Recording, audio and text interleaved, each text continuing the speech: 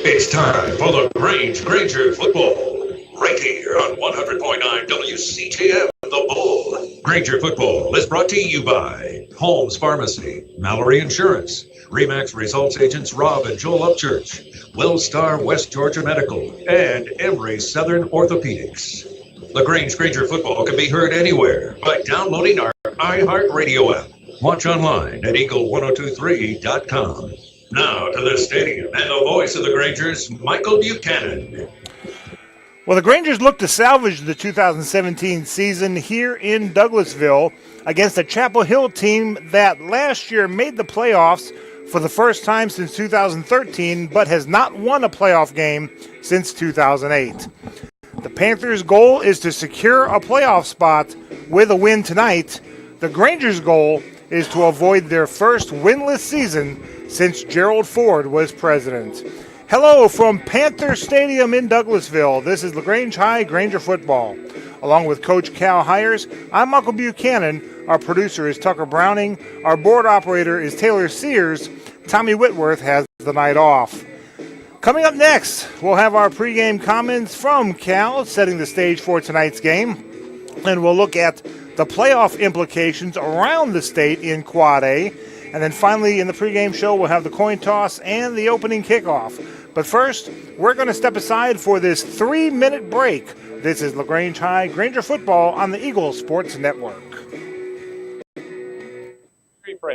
Head pharmacist at Holmes Pharmacy. The joy of coming into work in the pharmacy every day is to interact with the patients, get a feel for them, understand them, love them. First of all, you got to love your patients. You got to love people. That's what we do. And as a person and as a business, that's my thing, is I want to give them the exceptional care.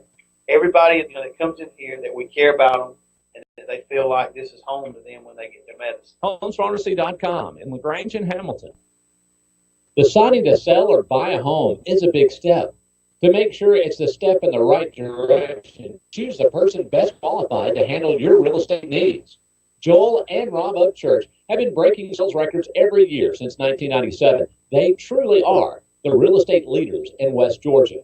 So take a step in the right direction. Contact Joel or Rob Upchurch at Remax Results, because they are dedicated to results and converting transactions into relationships. There's a secret to beating injuries or ailments. Get the right team. Emory Southern Orthopedics' well-trained, experienced doctors, nurses, and staff are that team. These teammates listen and understand your specific condition and provide high-quality hometown care that will get you back into your game. For more information about Emory Southern Orthopedics team, visit www.southernorthopedics.com.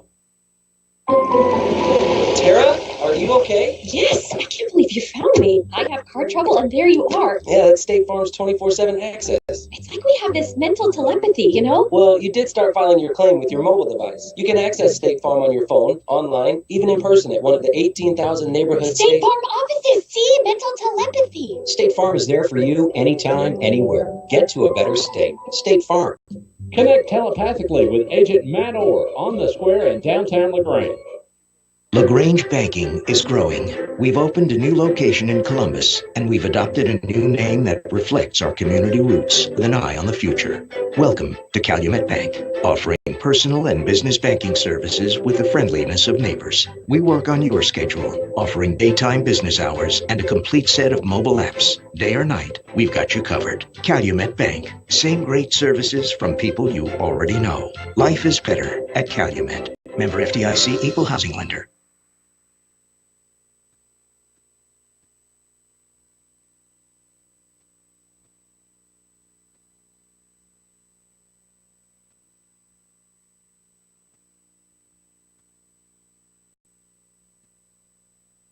Here's Perry Prather, head pharmacist at Holmes Pharmacy. All right, we have the flu shots in. We're going to start giving the flu shots out as of September 1 until we're through with the flu season. We have now the high dose in for 65 and over, and we're able to give flu shots to anyone 13 and over. And keep in mind, Coleman, that if any large group of people that has, 20 or more shots, if they want to give us a call, we'll be glad to set up a time to do the flu shots on site. Locally owned, That's Holmes Pharmacy, Commerce Avenue in Lagrange and in Hamilton. Now back to Lagrange Granger football on 100.9 WCTM, The Bull. And welcome back to Douglasville as the Grangers are getting set to take on the Chapel Hill Panthers. Folks, don't forget, all these games and shows can be seen. The shows, like Coach's Corner, can be watched online free at eagle1023.com. The games, you have to purchase either a monthly subscription for $9.95 or a year-long subscription for $45. And if you do that, you can watch any game on the NFHS network nationwide. And you can watch them with like on demand. So if you want to go back and watch Lagrange Troop, you can do that in February if you want.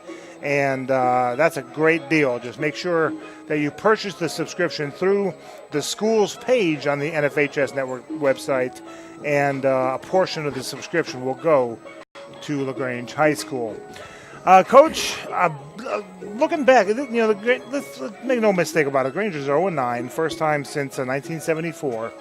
And comparing this year's team to 2000, 2001, 2003, 2004, 2006, that's probably an unfair comparison because they had some studs on those teams. That's right. But looking ahead, 2008, 9, 10 even, compare and contrast this year's team and last year's team with them.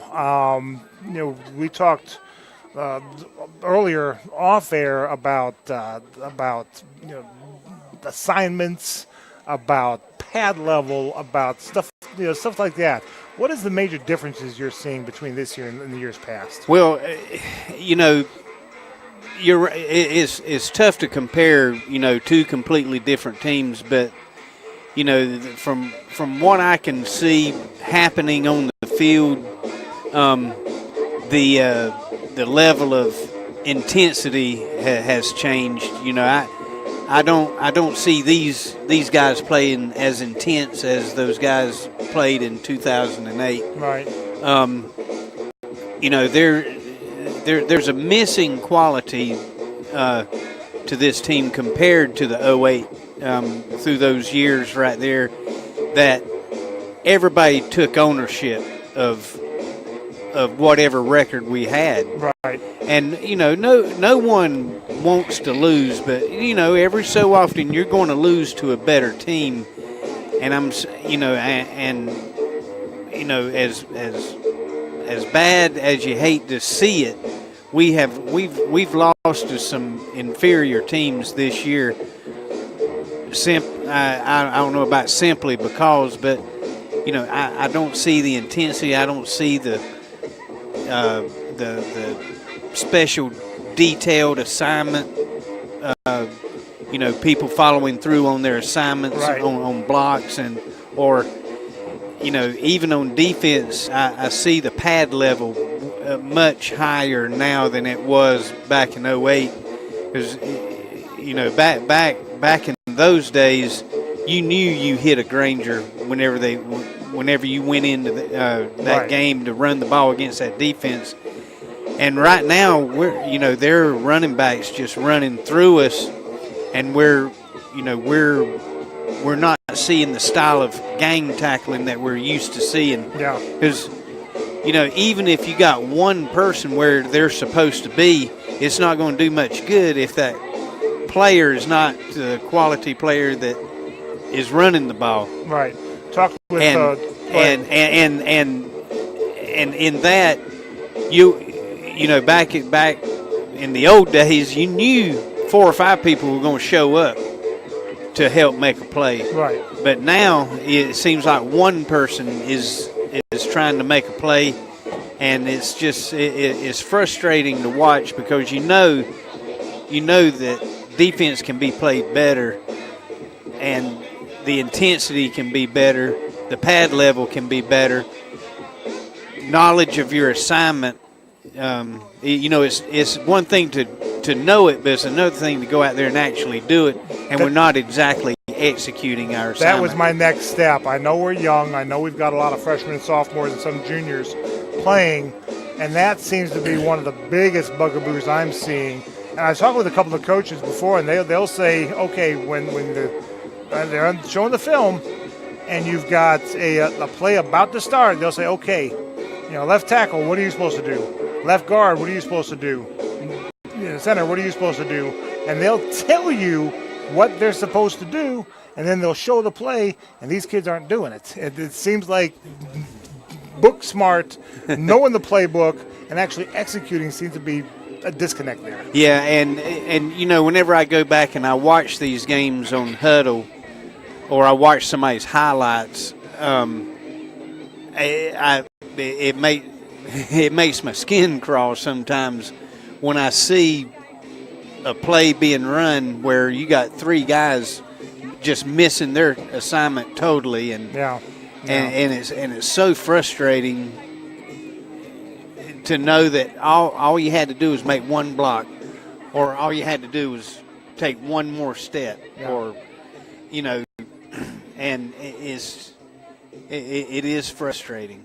These are young players, but hopefully, eventually, they've got all off season now to get into the weight room, to get some strength on them, to not let other teams push them around, and to figure out where their assignments are and get better. Unfortunately, the way you get better is to keep on playing, and this will be the last game of the season. Back in years past, you had a game or two or three or four or five playoff games, which actually added to the reps you're getting. Yes. Well, we're not going to have that this year. No, and and back in those days, having a 12, 11, 12, 13 game season, yes, added 2 or 3 more weeks of practice where the guys, got repped. And, it's a 10, whenever you go through a 10-week season, then it's over. Yeah. It's almost like somebody's having a party, but you weren't invited. Yeah. And I can't stand that. And it makes you say, wow, this is it? It seems like the season's a whole lot shorter than it used to be. But, Yeah. Anyway, when we come back, we're going to take a look at the playoff implications for tonight around the state in Quad A. And we'll have that for you coming up after this 3-minute break. This is Lagrange High Granger Football on the Eagle Sports Network. At Wellstar West Georgia Medical Center, we believe teamwork makes all the difference in your health. We believe that skilled people can achieve higher standards and exceptional results. We believe in a game plan that's focused on patient safety and quality care. At Wellstar West Georgia Medical Center in Lagrange, we believe in life well lived. To learn more about award-winning healthcare, visit wellstar.org/WGMC. Jim Thornton is running for re-election as mayor. He's proven he will do the hard work necessary to improve LaGrange. I'm Jim Thornton, and I've worked to bring new jobs, new businesses, and new amenities to our town, and to make LaGrange a safe and vibrant city. I'm proud of our record. There's always more work to do to keep LaGrange moving forward. That's why I'm running for a second term. Early voting has started and continues until November 3rd. Election day is Tuesday, November 7th. This is a critical election. Let's re-elect Jim Thornton as mayor of LaGrange. Deciding to sell or buy a home is a big step. To make sure it's the step in the right direction, choose the person best qualified to handle your real estate needs. Joel and Rob Upchurch have been breaking sales records every year since 1997. They truly are the real estate leaders in West Georgia. So take a step in the right direction. Contact Joel or Rob Upchurch at RE/MAX Results, because they are dedicated to results and converting transactions into relationships. Lagrange Banking is growing. We've opened a new location in Columbus, and we've adopted a new name that reflects our community roots with an eye on the future. Welcome to Calumet Bank, offering personal and business banking services with the friendliness of neighbors. We work on your schedule, offering daytime business hours and a complete set of mobile apps. Day or night, we've got you covered. Calumet Bank, same great services from people you already know. Life is better at Calumet. Member FDIC, equal housing lender.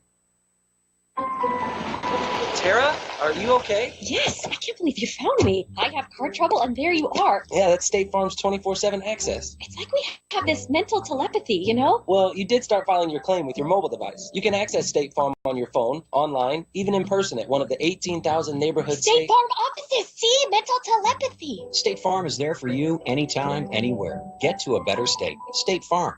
Connect telepathically with Agent Matt Orr on the square in downtown Lagrange. Now back to Lagrange Granger football on 100.9 WCJM, The Bull.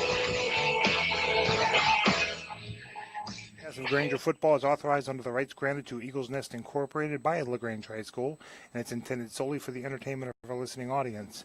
Any rebroadcast or other use of this broadcast without the express written consent of Lagrange High School is prohibited. When we come back, we'll have the coin toss and some more of the pregame show after this 3-minute break. This is Lagrange High Granger football on the Eagles Sports Network.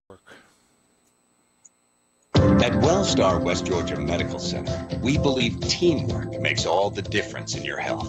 We believe that skilled people can achieve higher standards and exceptional results. We believe in a game plan that's focused on patient safety and quality care. At Wellstar West Georgia Medical Center in Lagrange, we believe in life well lived. To learn more about award-winning healthcare, visit wellstar.org/WGMC. Jim Arrington is ready to take on the challenge to be a positive and engaged Lagrange City Council member for District 1. Hello, I am Jim Arrington, lifelong resident and a 20-year business owner in Lagrange. If elected as your city council representative, I'm ready to keep the positive momentum of our city growing and improving. I want and I need your vote for Lagrange City Council. Find out more, search on Facebook, Jim Arrington for Lagrange City Council. Voting starts October 16th. Paid political announcement by friends of Jim Arrington.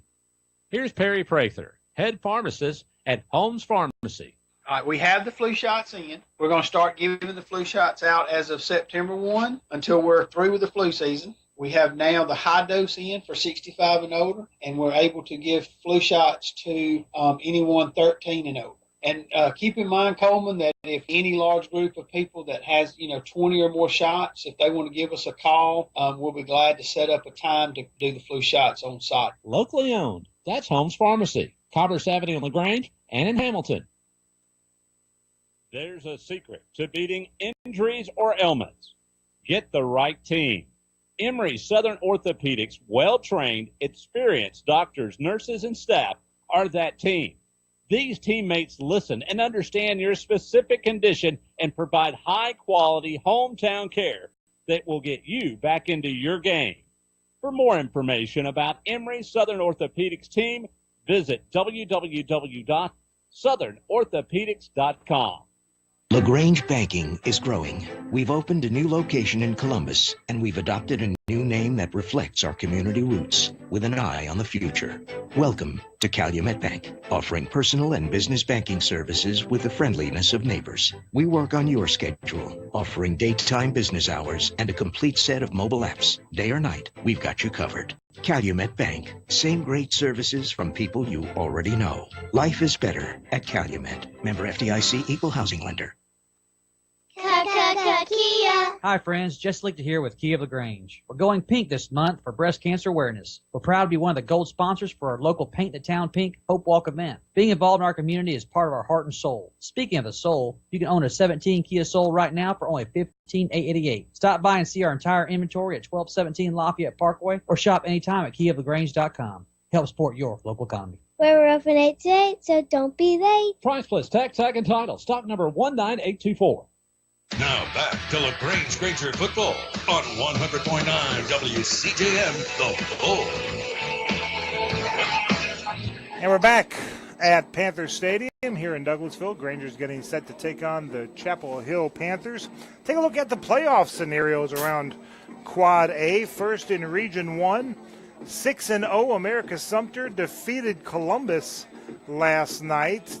Columbus now goes to 2-4 in their region. So America Sumter has won their region championship no matter what happens next week.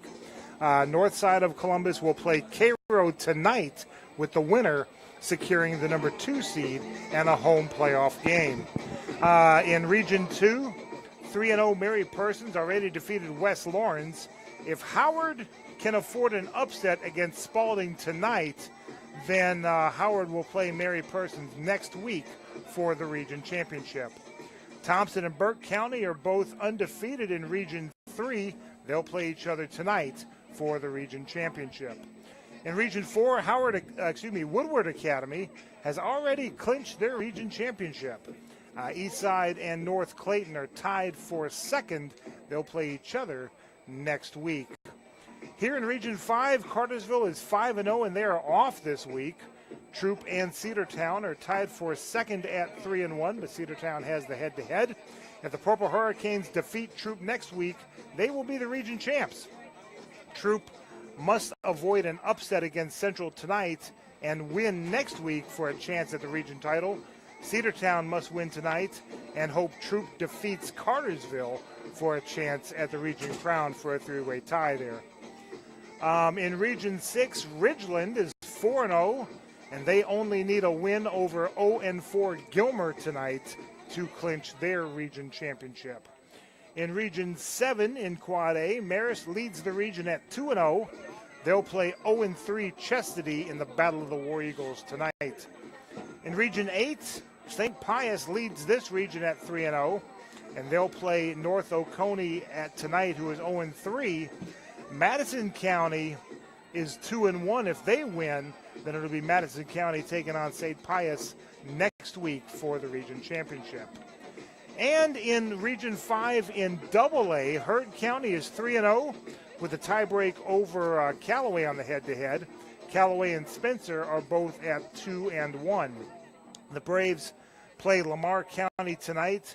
The Cavaliers and the Green Wave Owls will tangle tomorrow at Kinnett Stadium. If Spencer defeats Callaway tonight, Spencer will play Heard County for the region championship. But if Callaway wins, then that will eliminate Spencer from the region championship, and Heard County will then win their region championship. When we come back, we will definitely have the coin toss and the kickoff when we come back after this 2-minute break. 2 minutes. This is Lagrange High Granger football on the Eagle Sports Network. It's like just yesterday. He was running around the backyard playing football with his little brother, dreaming about the big game. And now he's here. He's worked hard to make the team, and he's ready to take the field. And at Synovus, we're here to cheer him on. From meeting your personal and banking needs to pulling for the hometown football team on Friday night, we're proud to be a part of our community. We're Synovus, the bank of here. Member FDIC, equal housing lender. Deciding to sell or buy a home is a big step. To make sure it's a step in the right direction, choose the person best qualified to handle your real estate needs. Joel and Rob Upchurch have been breaking sales records every year since 1997. They truly are the real estate leaders in West Georgia. So take a step in the right direction. Contact Joel or Rob Upchurch at RE/MAX Results because they are dedicated to results and converting transactions into relationships. There's a secret to beating injuries or ailments. Get the right team. Emory Southern Orthopedics, well-trained, experienced doctors, nurses, and staff are that team. These teammates listen and understand your specific condition and provide high-quality hometown care that will get you back into your game. For more information about Emory Southern Orthopedics team, visit www.southernorthopedics.com. Deciding to sell or buy a home is a big step. To make sure it's a step in the right direction, choose the person best qualified to handle your real estate needs. Joel and Rob Upchurch have been breaking sales records every year since 1997. They truly are the real estate leaders in West Georgia. So take a step in the right direction. Contact Joel or Rob Upchurch at RE/MAX Results because they are dedicated to results and converting transactions into relationships. Now back to Lagrange Granger football on 100.9 WCJM, The Bull. And we're back again here at Panther Stadium as they're getting ready to do the coin toss. Tommy Whitworth is not here tonight. He's got the night off. so we don't have anybody to cover the coin toss there on the field. I can tell you that the captains are number 14, Charles Crawford, number 17, LaQuincy Shepard, number 11, Jordan Ogletree, and number 10, Jacoby Smith. They are walking out to the center of the field as we speak. The white hat, the head referee, is speaking to the players, having them shake hands, introduce themselves, as referees tend to do in other sports as well. I can attest to that. And they're getting ready for this game to start off. Lagrange in their their road whites, white jerseys with the royal blue numbers, the royal blue sleeves with the white numbers on them, the white pants and the white helmets with the Granger star.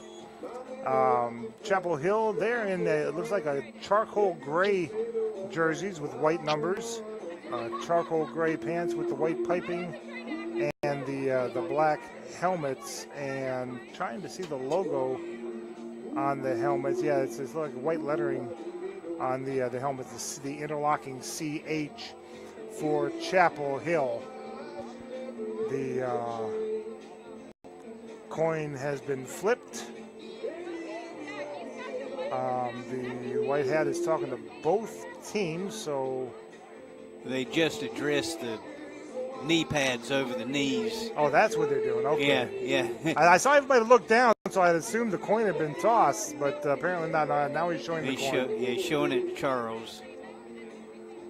We'll make the call since we're the visiting team. Yep. So he's confirming, and there's the coin toss. He catches it in the air, puts it on his wrist. It is showing it to the captains. And now he says that Lagrange won the coin toss, and they have elected to receive. Not deferring this time. Lagrange will get the ball first here in the first half. And Chapel Hill has elected to run from our left to our right, rather, as you're looking at the radio dial. So Chapel Hill will head, I keep saying CCH, and I used to do radio for Charles Henderson High School in Troy. So that's why I keep on saying Charles. It's not Charles Henderson, it's Chapel Hill. They'll be running to the scoreboard to our right, where Lagrange will be defending the end zone, where the scoreboard is to our right. Final thoughts on tonight's game, Cal? Well, Lagrange has everything to gain, nothing to lose. I suspect we'll see maybe some I don't know about trickery, but we'll probably see some different plays. We'll probably see some players stepping up to the monumental task of playing with these Chapel Hill Panthers. I predict a slobber knocker here. I hope you're right. Chapel Hill is an improved team from last year. Last year they finished fourth in the region. The referees are conferring there, getting their last instructions. And I'm trying to find, I should be a little more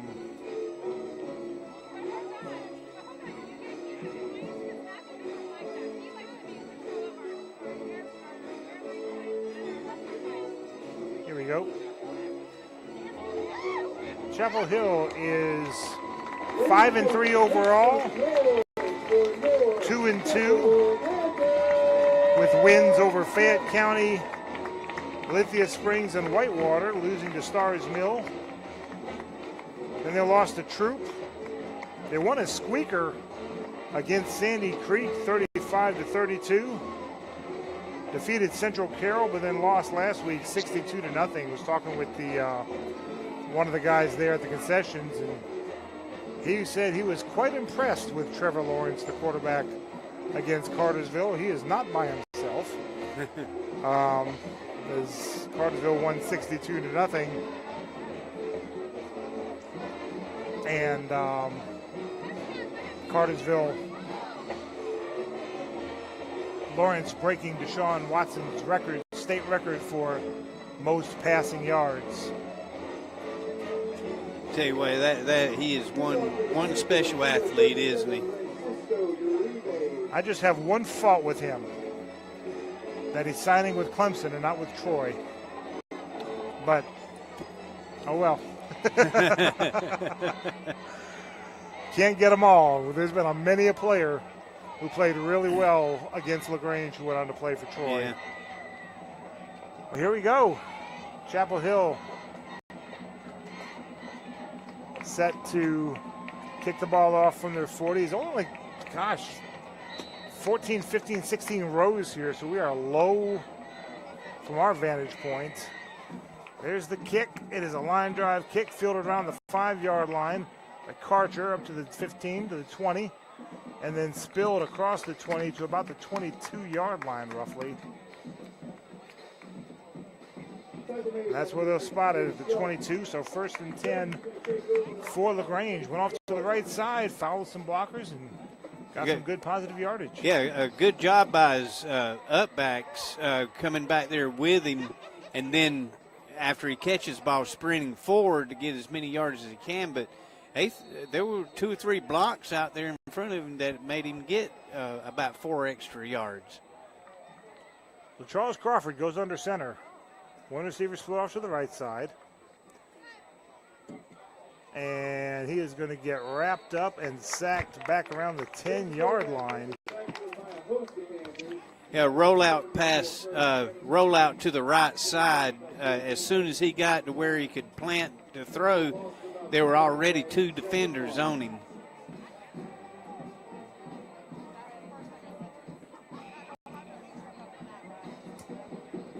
Granger's going to have to find a way to give Charles some protection long enough to throw. But now it's a 2nd and 21, pretty close to 21. Yeah, knows the ball near the 11-yard line, so 2nd down. And Crawford will hand the ball off, and he is hemmed up, but now he breaks free for about a 3 or 4 yard gain, and that was Delaney on the carry on the sweep to the left side. And Delaney on the jet sweep, just not able to find any running room whatsoever. Chapel Hill's strung it out all the way out to the sideline. Oh, and my vantage point, I was mistaken. He only got about to the 8. He lost a couple yards on that.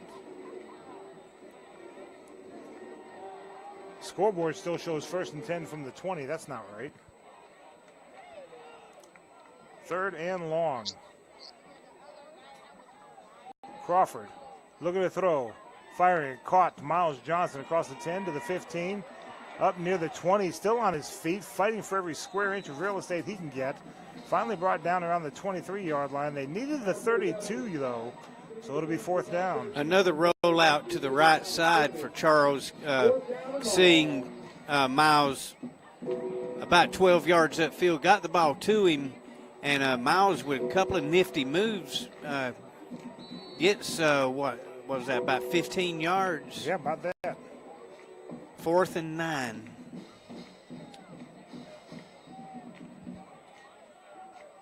Matt Rainey back around his own 6-yard line to punt, gets the punt off. And it is going to keep rolling and keep rolling and keep rolling all the way down to about the 21-yard line inside Chapel Hill territory. No score, and I hear whistles. Is there a flag? Dead ball, unsportsmanlike conduct against LaGrange. Sideline warning. Sideline warning. Okay, good. Well, after he kicked the ball, he was hit by a couple of players. I guess it was long enough after he kicked it that it didn't matter. But 9:24 lets go in the first quarter.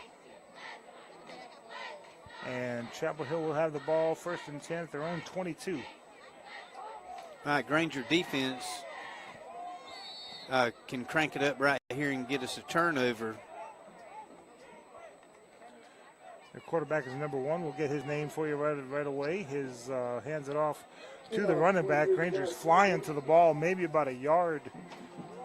K.J. Burton is the quarterback for Chapel Hill. And what was the number of that running back? Was that the 23 there? Yes, the Josh Milford. A junior. Got 2 yards out of it to the 24. Granger defense doing a good job of packing it up on the line. Back to pass. Rolling out to his left. Stop, fires. It is incomplete. Intended for number 4, Tyree Shelton. His brother's number 3, TJ Shelton, out there as well. But incomplete. Ball falls harmlessly to the turf. Yeah, that was the inside receiver running just a little zone pattern where he settles between the linebackers, but the quarterback threw the ball really too hard for him to be able to handle it. Burton in the shotgun. Milford immediately to his left. And he is under some pressure, and he is sacked back at the 20-yard line. That's 56, Jeremiah Holloway, and 35, Deshaun Jones. And the Granger defense makes Chapel Hill go 3 and out. Dawson Jones, excuse me. Yeah, the snap was a little low, and he dropped it. So their punter standing on his own 5-yard line. He gets it off. High punt. Tennis thing all day. Fielded around the 45-yard line. Gets a block to the 50. Cross midfield down to the 45-yard line. 1st and 10 Lagrange inside Panther territory. A good job by the Lagrange defense holding the offense to 3 and out. However, we do have a flag. Let's see what the flag's about. They got the pink flags out there, so that's going to be interesting to see. The white hat discussing. And one of the referees pointing to the Panthers, but it looks like they're facing the Granger's way, like they're going to mark it off that way. All right, ladies, Debbie, y'all give me a pitch and I'll send her a slacker. So let's see, my mistake. That's not a pink flag, that's a pink wristband the referees are wearing. Pushing the back. Yep, against Lagrange.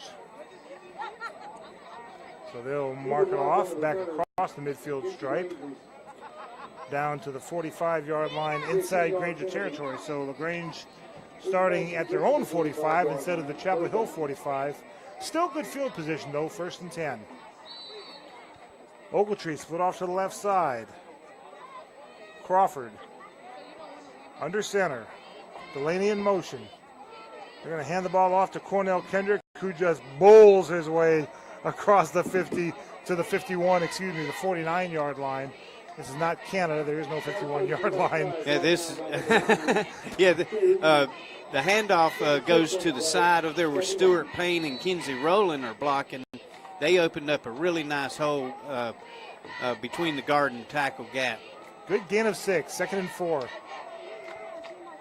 Ogletree to the left side. Been watching some Canadian football lately. It's fun to watch. Going to hand the ball off to Kendrick again. This time he's hit. Ball comes loose. Mad scramble for it at the midfield stripe. Rangers say they have it. Chapel Hill says they have it. Let's see what the referee breaks the tie and says who actually has it. And they're going to say Lagrange has it. He had gotten up to about the 47 and then lost the handle on the ball. It's recovered at the 50. Very fortunate that we were able to get the ball.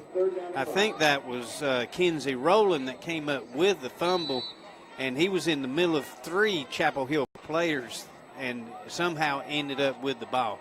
So instead of 3rd and 2, he's now see 3rd and 5. Ogletree split off left. Miles Johnson in the slot. Crawford back to pass. Looking high throw way over the head of Ogletree. Would have had the first down had he caught it, but it was way over the top of him.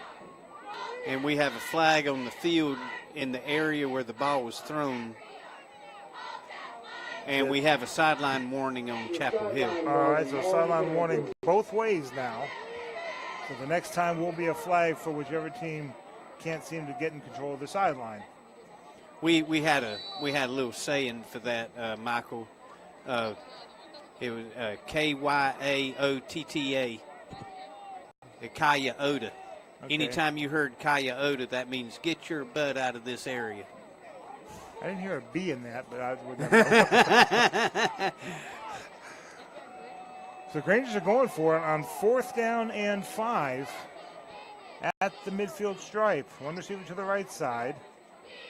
Johnson in motion to the right. Crawford throws it incomplete. Wouldn't have had it anyway. Intended for Miles Johnson. Had he come up with it, he would have been down at the 46-yard line. Needed the 45. So Chapel Hill will get the ball on downs. No score. 6:14 left to go in the first quarter of play, and Chapel Hill will have the ball. Yeah, Charles on a rollout to the right saw the open receiver. It was just short hopped him.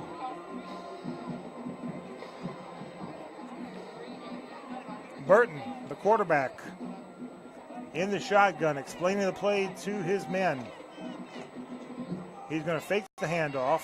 Look, nobody open. He's going to try to extend the play. Finally, he does dive it, and an amazing catch, but was he in bounds? Yes, he was. A one-handed juggling catch, finally bringing it into his body, then getting ridden out of bounds around the 37-yard line. That was a dandy. And Jacoby Smith defended that perfectly. He was in position, had his hands in the receiver's hands, batting the ball all around. That ball must have been tipped about 4 times. But just unfortunately, the Chapel Hill receiver comes down with the ball. 1st and 10 from the Granger 37. 3 receivers to the left side, and they're going to give a fake on the jet sweep. That quarterback, Burton's going to keep it himself. He'll get upended just inside the 30 to the 29 for a gain of 8. That fake was so good, Michael, that 4 Granger defenders went after the running back, and no one covered the quarterback on the keeper. 2nd and 2. Scoreboard is good at keeping the clock, but not much good for anything else. It still says 1st and 10 from the 20. Burton. This time he'll hand it off to that running back, Milford. And he gets across the 30 to about the 29, but I don't think does not have enough for a first down. Dexter Fitzpatrick coming in from his linebacker position, preventing him from getting any more yardage. And we'll need a big defensive stand right here. No gains, 3rd and 2. Burton in the shotgun, gives it to Milford. He's got a lot of room this time, and he is across the 20 to the 15 and spilled near the 10-yard line. His leg looks real funny when he landed, Michael. He was, it was as if his left shoulder was dipped down, being hung onto by a Granger defender, but he was hit at the lower part of his leg. He's standing and he's walking off the field, okay, thankfully. Good. Because that leg looked really funny when he fell down. They got to the 11-yard line, 1st and 10, but he is gingerly walking off the field. He's able to walk off on his own power. 1st and 10 from the Granger 11. Come the Panthers. New running back out there. Well, he's been out there before, Tyrese Shelton. Burton in the shotgun. Takes a snap. He's going to hand it to Shelton. He's going to try the right side. Nothing there. Try the left side and find 3 Grangers bringing them down. First of all, Dexter Fitzpatrick and a couple others. Yeah, Vondez Taylor in on the play as well. Granger's doing a good job of stopping that off-tackle play to the left. See where they spot the ball. Okay, it's right at the 10-yard line, so they give a yard. 2nd and 9. 2:56 left to go in the first quarter. No score. Chapel Hill driving. Takes the snap. Burton is going to hand it off to Shelton, who Again, nothing to the right side, tries the left side, and he's going to get dropped after a yard gain, maybe 2, but that's it. Yeah, another good job by Vondez Taylor and a whole host of Grangers. I see, I think that's Johans Warren's coming off the bottom of the pile. A good job of stopping the off-tackle play to the right side this time. They've tried it to the left and to the right. I suspect they'll try to throw it here. 3rd and 7. They empty the backfield. Burton looking, nobody there. He rolls out to his right, trying to find somebody. He's going to lower his shoulder, get across the 5, down near the 3-yard line, 4th down.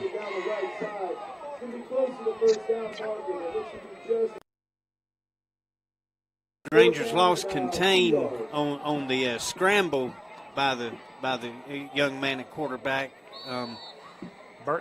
Burton at quarterback. He showed some tremendous speed just then, getting around the corner and getting down to the 3-yard line. He came within 2 yards of getting the first down. Panthers take a timeout. We'll take a 30-second timeout with them. No score with 1:37 left to go in the first quarter. Back in 30 seconds, it's Lagrange High, Granger football on the Eagle Sports Network.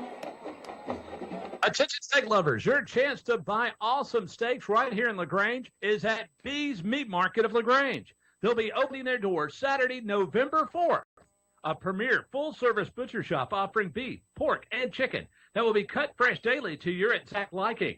Bee's Meat Market of LaGrange will offer everything from individual cuts of meats to bulk packages for large gatherings. Tell your friends and family and your neighbors that Saturday, November 4th is the big day. Bee's Meat Market of LaGrange. Now back to Lagrange Granger football on 100.9 WCJM, The Bull. Chapel Hill's first drive went 3 and out, and then when LaGrange went 3 and out, they elected not to punt, to go for it, hoping that the defense could keep them 3 and out again. But so far, Chapel Hill's offense has been driving pretty good, facing 4th down and 2 by my math. Yeah, it looks like 2 yards, Michael. Burton in the shotgun, empty backfield.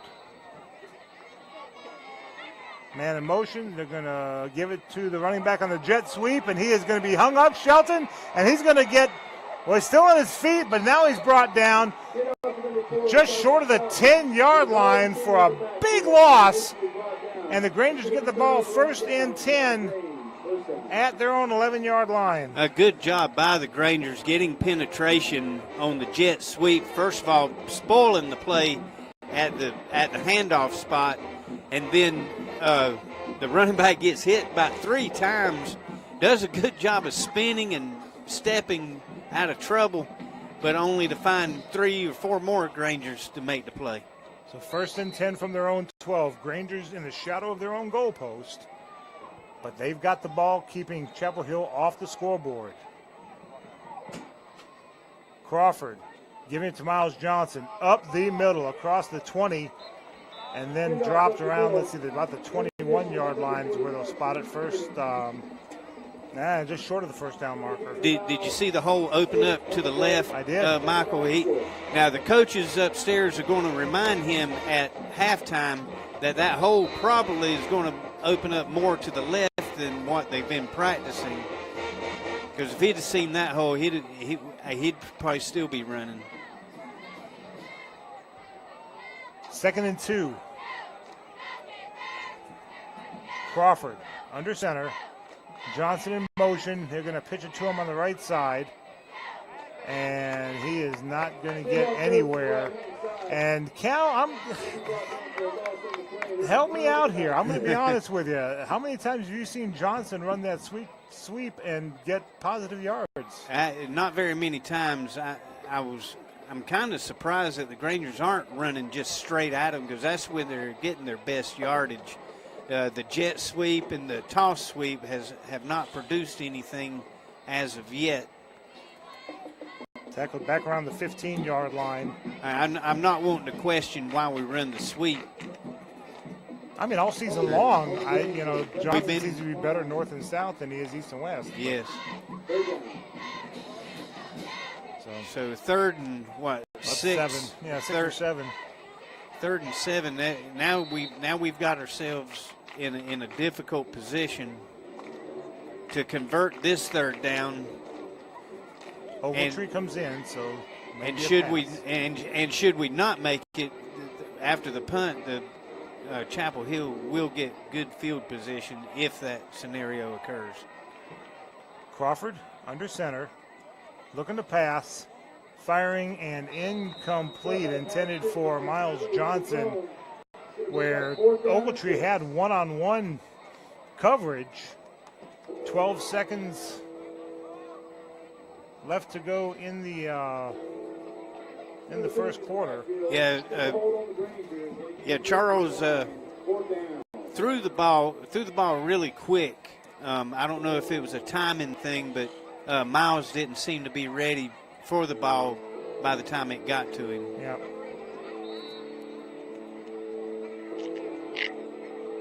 And they just may let the clock run out. Now they're bringing out the punt team, but we're looking at 5-4, which I'm curious. There was an incomplete pass, wasn't it? Why is the clock running? I don't know. That's the end of the first quarter of play. With your score, no score, as we go to the second quarter. We'll be back. I'm confused. We'll be back after this 1-minute break. This is Lagrange High Granger Football on the Eagle Sports Network.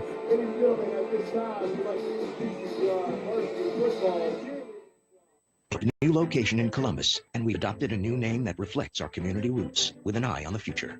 Welcome to Calumet Bank, offering personal and business banking services with the friendliness of neighbors. We work on your schedule, offering daytime business hours and a complete set of mobile apps. Day or night, we've got you covered. Calumet Bank, same great services from people you already know. Life is better at Calumet. Member FDIC, equal housing lender. Kia. Hi, friends. Just Lictor here with Kia of Lagrange. We're going pink this month for breast cancer awareness. We're proud to be one of the gold sponsors for our local Paint the Town Pink Hope Walk event. Being involved in our community is part of our heart and soul. Speaking of the soul, you can own a 17 Kia Soul right now for only $15,888. Stop by and see our entire inventory at 1217 Lafayette Parkway or shop anytime at KiaofLagrange.com. Help support your local economy. We're roughing it today, so don't be late. Price plus tax, tag, and title. Stock number 19824. Now back to Lagrange Granger Football on 100.9 WCTM, The Bull. Grangers have the ball, 4th down, and Matt Rainey back to punt. No score here at Panther Stadium. And Rainey, low snap. He gets it up. He gets it off. Going to bounce and then be received around the 40, 45, 50. Trying to make a man miss. He does to the 40. To the 30, and he may go. Nope, tackled from behind around the 15-yard line. Vondez Taylor with the touchdown saving tackle. Yeah, the punting team coming down to cover their lanes, Michael. They broke down on the runner, but took one jab step and was gone past those first 5 guys before we could even break down to be ready for him. So Chapel Hill will have the ball 1st and 10 from the Granger 12-yard line. The same 12-yard line where LaGrange started their last drive. Now Chapel Hill will start it there.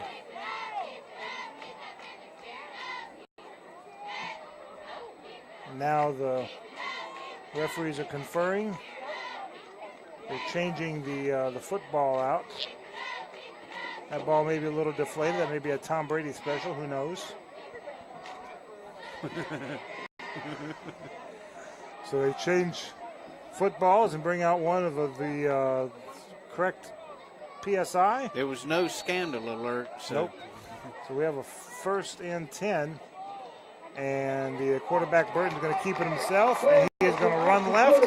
And he is going to get in for the 12-yard touchdown run. Yeah, zone read again, Michael. The quarterback just rode the running back all the way up to the line of scrimmage. And by the time he pulled it, we had 5 guys on the running back, but nobody on the quarterback. My brother is calling me for some reason. Unfortunately, I am busy at work, and we're not going to have that conversation on the radio right now. he can just go to voicemail. Waiting for the extra point attempt.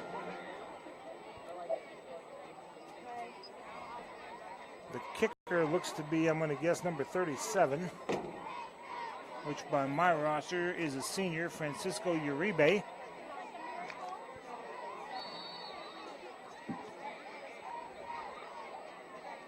Waiting for the snap on the extra point attempt. Snap, spot, kick, low kick, but it is up and it's over the crossbar between the posts, and it is good. Timeout on the field, 11:35 left to go in the second quarter. It is 7-0 in favor of Chapel Hill. We'll be back after this 1-minute break on the Eagle Sports Network. Eating injuries or ailments, get the right team. Emory Southern Orthopedics, well-trained, experienced doctors, nurses, and staff are that team. These teammates listen and understand your specific condition and provide high-quality hometown care that will get you back into your game. For more information about Emory Southern Orthopedics team, visit www.southernorthopedics.com. Kia. Hi friends, Jess Lichter here with Kia of Lagrange. We're going pink this month for breast cancer awareness. We're proud to be one of the gold sponsors for our local Paint the Town Pink Hope Walk event. Being involved in our community is part of our heart and soul. Speaking of the soul, you can own a 17 Kia Soul right now for only $15,888. Stop by and see our entire inventory at 1217 Lafayette Parkway or shop anytime at KiaofLagrange.com. Help support your local economy. We're open 8 to 8, so don't be late. Price plus tax, tag, and title. Stock number 19824. Now back to Lagrange Granger football on 100.9 WCTM, The Bull. Granger return up to about the 25-yard line before he reaches a wall of Panthers. So Lagrange had the ball first and 10. Actually, they'll mark it just past the 25 to about the 26. After some non-fruitful drives, Chapel Hill returns a punt to the Granger 12-yard line. Only took the one play, 12-yard touchdown run by Burton, and Chapel Hill with a 7-0 lead. And we have a flag on Chapel Hill. I haven't got an indication from the white hat yet of what it could have been. Bringing it all the way up to the 39. So a 15-yard variety, whatever it was. First and 10 Grangers from their own 39. Ogletree split out to the left side. Crawford going under center. He's going to give it to Johnson, who goes straight up the middle, and he'll get up to near the 40-yard line. Maybe about a half-yard gain. Second down. Hey, on that buck sweep, this time the hole opened up more toward the tackle than it did up the middle.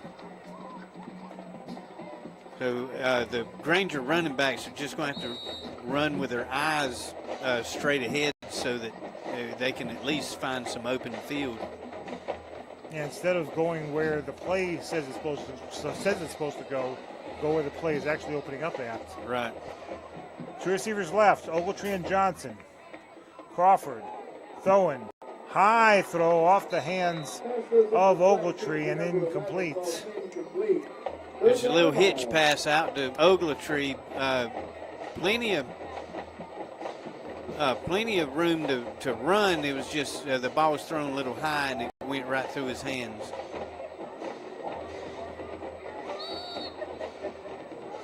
Third and 10.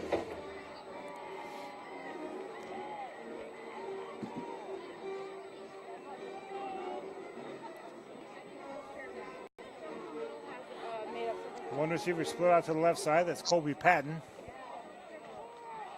Also Johnson in the slot. Rolling out to his left is Crawford. Throwing, firing, and intercepted, but was he in bounds? Let's see what the referee says. Yes, it was. Intercepted, number 5.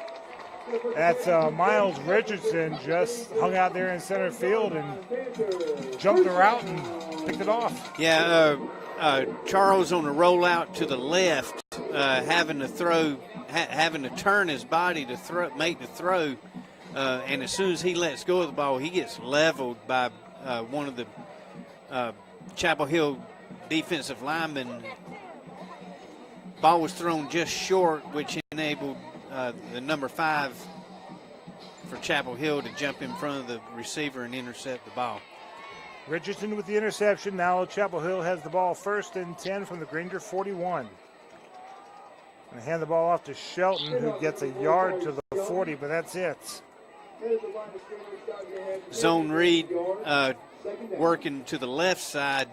Again, Granger defense have that play shut down from time to time. It's just in crucial situations they break it for a long one. 2nd and 9. We owe you a station identification. We'll get that to you as quick as we can. 2 receivers to the left side, 1 to the right. Burton.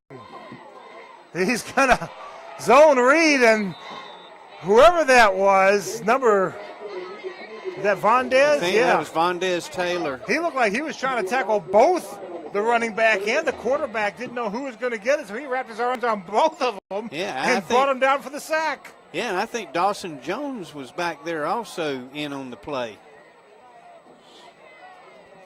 So a 5-yard loss. Not to mention Robert Thornton, Jeremiah Holloway. Brings up 3rd and Jahans Warrens. 3rd and 14. Back to pass is Burton, left-handed thrower. He's going to throw it long, throw it deep for the home run ball, and caught. You got to be kidding. He caught that in double coverage. Let me get his number 5. A great catch by Miles Richardson, and it's 6 more on the board for him. That was just a great catch. And LaRocco Glaze was camped under the ball, jumped to intercept it, and the receiver ran right in front of him and intercepted it from him. Richardson had the interception to give Chapel Hill the drive, and now he's got the catch. A two-way player and doing the job. Extra point attempt is up, and it is good. Time out of the field. 9:02 left to go in the second quarter. 14-0 in favor of the Panthers. We'll be back after this 1-minute break on the Eagle Sports Network. West Georgia Medical Center, we believe teamwork makes all the difference in your health. We believe that skilled people can achieve higher standards and exceptional results. We believe in a game plan that's focused on patient safety and quality care. At Wellstar West Georgia Medical Center in Lagrange, we believe in life well lived.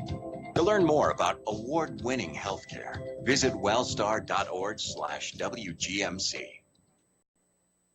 Jim Arrington is ready to take on the challenge to be a positive and engaged Lagrange City Council member for District 1. Hello, I am Jim Arrington, lifelong resident and a 20-year business owner in Lagrange. If elected as your city council representative, I'm ready to keep the positive momentum of our city growing and improving. I want and I need your vote for Lagrange City Council. Find out more. Search on Facebook, Jim Arrington for Lagrange City Council. Voting starts October 16th. Paid political announcement by friends of Jim Arrington. Now back to Lagrange Granger football on 100.9 WCJM, The Bull. 3-play drive, 45-yard touchdown catch by Richardson. Extra point is good. It's now 14-0. Now Vondez Taylor across the midfield stripe to the 45. Finally tripped up around the 43-yard line inside Panther territory, and I don't see any flags. Chapel Hill with the squib kick, skipping across the ground. Vondez catches the ball on the run, running straight ahead on about the 20, and no one touched him all the way until he got past the 50-yard line. Let's see where they spot it. They'll put the nose of the ball at the 42-yard line inside Panther territory. A good return. And whistles blowing, flags throwing. They were going to hand the ball off to Cornell Kendrick, but the referee says, no, we're going to wait because we've got an offside in the neutral zone against the Panthers. 5-yard penalty, and now instead of 1st and 10, it's 1st and 5. That was an easy 5 yards. Oh, yeah. Grangers are starting to pick up a little momentum on the kick return. It looks like the offense has got it going right now. 1st and 5, Crawford under center. Delaney in the motion, and Cornell Kendrick. And Cornell Kendrick across the 20, 15, 10, and run out of bounds. Just a little off tackle handoff, and Cornell's bulled all the way down the sideline. Had one guy up there around his shoulder pads trying to wrestle him down. Cornell hasn't hit the ground yet. To about the 8-yard line, 1st and goal. One receiver to the left side, that's Ogletree. Crawford under center. Going to give to Kendrick once again. Keep feeding him all the way down to about the 6-yard line, gain of 2. Yeah, just same handoff to the same spot. This time the Chapel Hill defense had it read. But we're starting to get some movement over there on the left side where we have Kinsey Rowland and Stuart Payne blocking. Rangers trailing 14-0, but knocking on the door. Inside of 8 minutes to go in the second. Oh, they did hand it to Kendrick. I thought they were going to fake it to him, but no, they gave it to him, but nothing there. Down to about the 5. Yeah, that was they faked it to Cornell and had an inside reverse. It looked like the C.J. Scott. Okay. Well, by my math, it's 3rd and goal from the 5. It was a good counter play to what they had been running. Crawford rolling out to his right, throwing to the end zone, and caught! Touchdown, Grangers! Give him 6. C.J. Scott on the catch on the fade route, and the Grangers are on the board. Good job by Crawford rolling out to his right, finding the open receiver, and he had to put that ball in a particular spot where it couldn't be intercepted, and it was just the right spot because C.J. extended fully and caught it. And a 2-point conversion, and I can't see because they're in the corner. It's good. Well, they threw the ball. It was a pass to, who was it to? 13. Kobe Patton for the 2-point conversion. And now it's 14-8 in favor of Chapel Hill, but the Rangers are on the board. We'll be back after this 30-second break plus 10 seconds for station identification on the Eagle Sports Network. Holmes Pharmacy. The joy of coming into work in the pharmacy every day is to interact with the patients, get a feel for them, understand them, love them. First of all, you got to love your patients. You got to love people. That's what we do. And as a person and as a business, that's my thing. Is I want to give them the exceptional care. Everybody that comes in here, that we care about them, and that they feel like this is home to them when they get their medicine. HolmesPharmacy.com in Lagrange and Hamilton. You're listening to Lagrange Grangers football on WCJM FM, West Point, 100.9 The Bull. Tonight's game is brought to you in part by Wellstar West Georgia Medical and Emory Southern Orthopedics. Now back to Lagrange Granger football on 100.9 WCJM The Bull. A 42-yard drive set up by a 34-yard run by Cornell Kendrick. Then a 5-yard touchdown catch, Crawford to Scott, and a 2-point conversion, Crawford to Patton. And the Grangers are now trailing only 14-8. Here in the second quarter. Rainey set to kick this ball off. High kick, fielded around the 5-yard line to the 10, 15, 20. Slowed up. But now he escapes to across the 30. To the 40, to the 50, and he may go. 30, 20, 10, Knocked in. No. He's in for the touchdown. Holy cow. But we have a flag on the field, Michael, back here at the 50-yard line. As soon as that ball carrier got to about the 45-yard line, one of his blockers pushed us in the back. Yep. And it was it was really an unnecessary block because I don't think that player, the Lagrange player, was going to be able to make any play because there were 4 other blockers out in front of that ball carrier. Well, the flag was between the hash marks, and by that point, the running back was out there near the numbers. Yeah. But yep, they're going to call it blocking the back on the Panthers, bring the ball back to about the 37-yard line. A good break for the Grangers. That is exactly what they needed at this point in time. With the momentum starting to shift their way, they did not need a kick returned on them. The 1st and 10 for the Panthers. Must be a Granger timeout. And we'll take a 30-second timeout with them. 6:51 to go in the second quarter. 14-8 in favor of Chapel Hill. Back in 30 seconds on the Eagle Sports Network. To sell or buy a home is a big step. To make sure it's a step in the right direction, choose the person best qualified to handle your real estate needs. Joel and Rob Upchurch have been breaking sales records every year since 1997. They truly are the real estate leaders in West Georgia. So take a step in the right direction. Contact Joel or Rob Upchurch at RE/MAX Results because they are dedicated to results and converting transactions into relationships. Now back to Lagrange Granger football on 100.9 WCJM, The Bull. 1st and 10 for the Panthers at the 37-yard line, their own 37. And Burton's going to hand the ball off to Shelton, who's going to try to navigate that right side. He does turn the corner, gets up to about the 40-yard line, but that's it. It looked like a zone read running off to the right there. The Granger defense had it played well at the point of attack, but the running back was able to get outside for what it looks like 4 yards. 2nd and 6.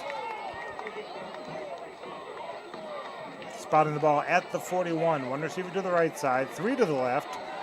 Burton's going to roll off to his left-handed thrower, and it is incomplete. Almost a great catch by number 6, Miles LeBlanc. But he does not follow the catch all the way down to the turf. The ball comes loose right before he hit the ground. A good job by Jacoby Smith knocking the ball loose as the receiver was trying to make the catch. 3rd and 6.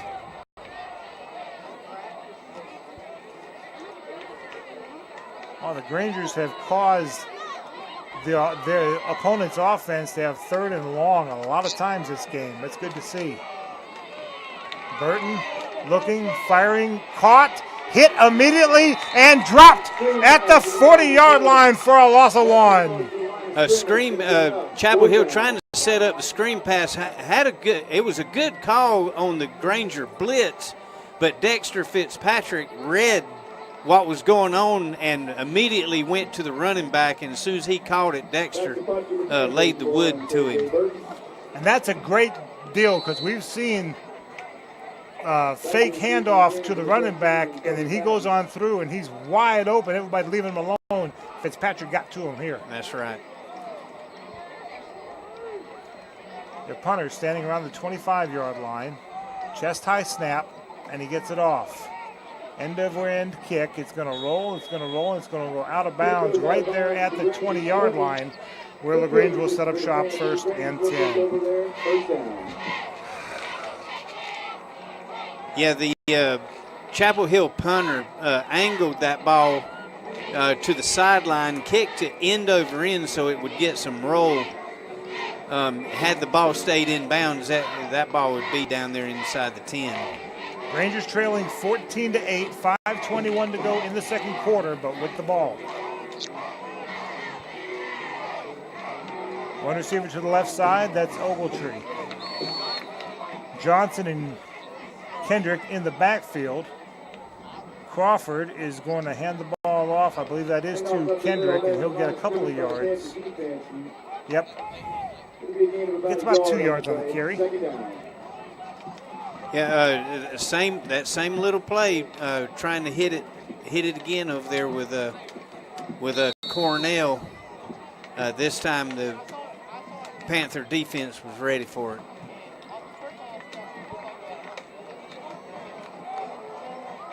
Second down. And this time, handing it off to, I believe that's Johnson. You have Johnson on the right side, and sadly nothing doing there. Yeah, trying to run the jet sweep, and the Chapel Hill defense got penetration at the guard and tackle spot. And that's the spot where you need the most blocking. So with loss on the play, 3rd and 11.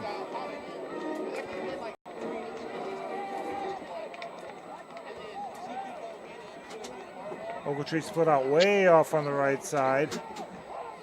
And they're going to throw it long and throw it deep and overthrow everybody. Ogletree and Delaney looked like they were running the same route. They were right there at each other at the 45-yard line, but the ball went over the 50-yard line and away from everybody. I think one of them was supposed to run a route out here toward the sideline because that's where Charles put the ball. Brings up 4th down.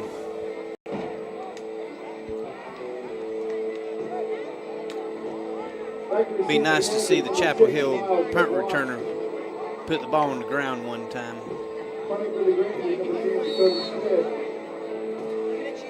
Randy standing at his own 5.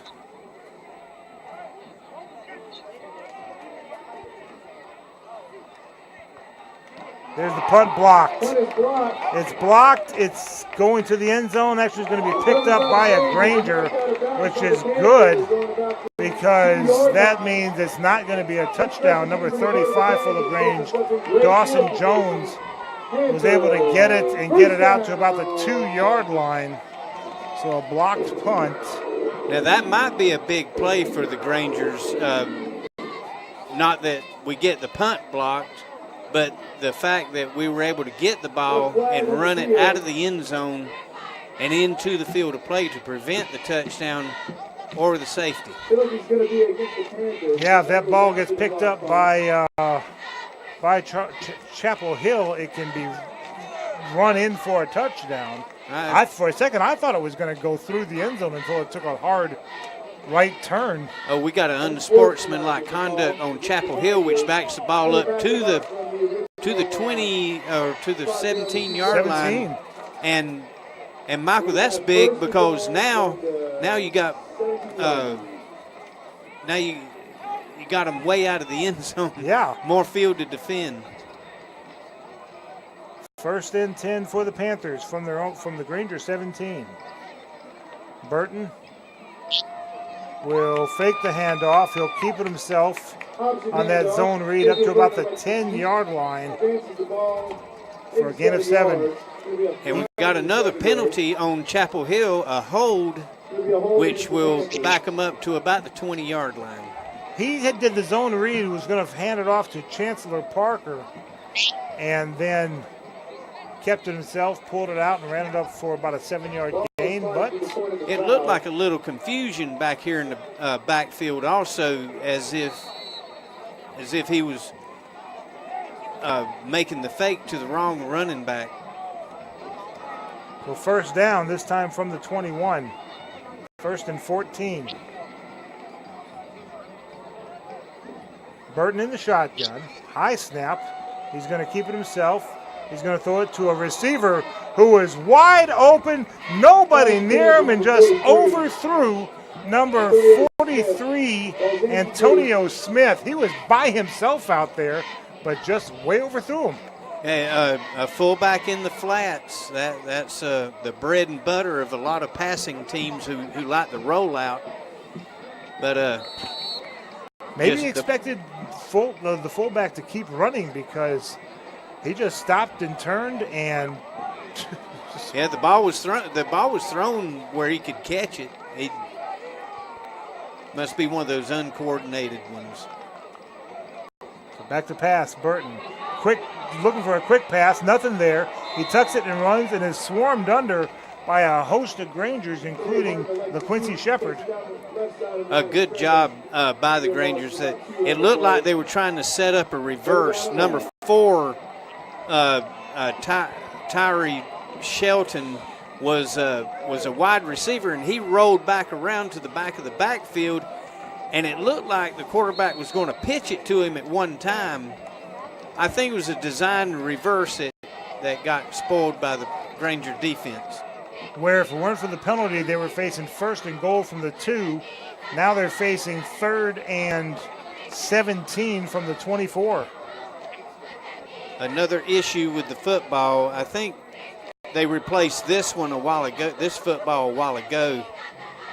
They're going to tell the coach to just go ahead and put that one in the kicker bag.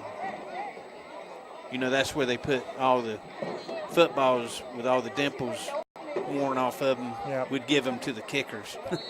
And they may wind up taking one and throwing to the trash can over here if they keep on. Back to pass. Burton rolling, looking, nobody open. So he's going to run it on the left side. He makes one man miss. He makes another man miss, and he's going to be brought down around the 2-yard line.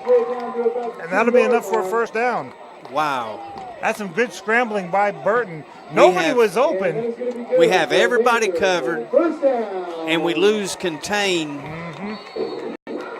And he scrambles for a 25-yard gain? No, 21. 21-yard gain. That's just, you just can't do that and survive. So 1st and goal from the 3. 1:54 to go in the half. Rangers trailing 14-8. And now the umpire and the head referee are conferring. You know, this makes about the 3rd time they've stopped to do this. Sometimes you have to. I learned that Sunday. I was refereeing a soccer game with an assistant referee that I had to confer with a lot. Yeah, as long as both of you are on the same page, I'm happy with that. It took us a while to get on the same page. We finally did numerous times. And they're going to hand the ball off, and the Grangers just absolutely stuff them. Fitzpatrick had the initial stop and then had some more, but Fitzpatrick's a little slow to get up. Now he gets up. A good job by the Granger defense over there on the left side. Let's see, that's Jeremiah Holloway territory. Dexter Fitzpatrick. Loss of 2 to the 5. 2nd and goal. Burton takes the snap. He's going to fake the give. He's going to run it up himself. And is he in? There's a flag thrown. And he gets in for the touchdown. But let's see what the flag is about. He's in the end zone. They're going to say holding against Chapel Hill. So negate the touchdown. Wow, Chapel Hill is just full of mistakes, penalty-wise. They're about to run out of toes because they have cost themselves a lot of shooting themselves in the foot here. Granger defense just, just hanging on by virtue of a few penalties, but also they've played really hard down here inside the 10. Indeed they have. A minute to go in the half. Grangers trailing 14-8. 2nd down from around the 10. Burton looking, nobody there. Now he's trying to escape a tackler, and he's going to go down back around the 20-yard line. He scrambled left, he scrambled right, and then he was brought down. Yeah, Dexter Fitzpatrick, Jahans Warrens, and Jaden Thornton on the pursuit, driving the quarterback deep and contributing in the sack. Grangers call timeout. We'll take a 30-second timeout with them. 14-8 in favor of Chapel Hill. Grangers stopping the clock to have some time left if they get the ball back. back in 30 seconds. This Lagrange High Granger football on the Eagle Sports Network. Attention steak lovers, your chance to buy awesome steaks right here in Lagrange is at Bee's Meat Market of Lagrange. They'll be opening their doors Saturday, November 4th. A premier full-service butcher shop offering beef, pork, and chicken that will be cut fresh daily to your exact liking. Bee's Meat Market of LaGrange will offer everything from individual cuts of meats to bulk packages for large gatherings. Tell your friends and family and your neighbors that Saturday, November 4th is the big day. Bee's Meat Market of LaGrange. Now back to Lagrange Granger football on 100.9 WCJM, The Bull. Where Chapel Hill had first and goal from the 3, now it's third and goal from the 20. Burton takes the snap, looking, nobody there. He's going to run it himself across the 15, dragged down near the 10-yard line. Number 18 for the Grangers, Deshaun Artis in on the tackle. Yeah, good job by the Grangers secondary, having all the receivers covered. The quarterback just couldn't find anybody, and once again we break contain, but we have a linebacker out there to make the play.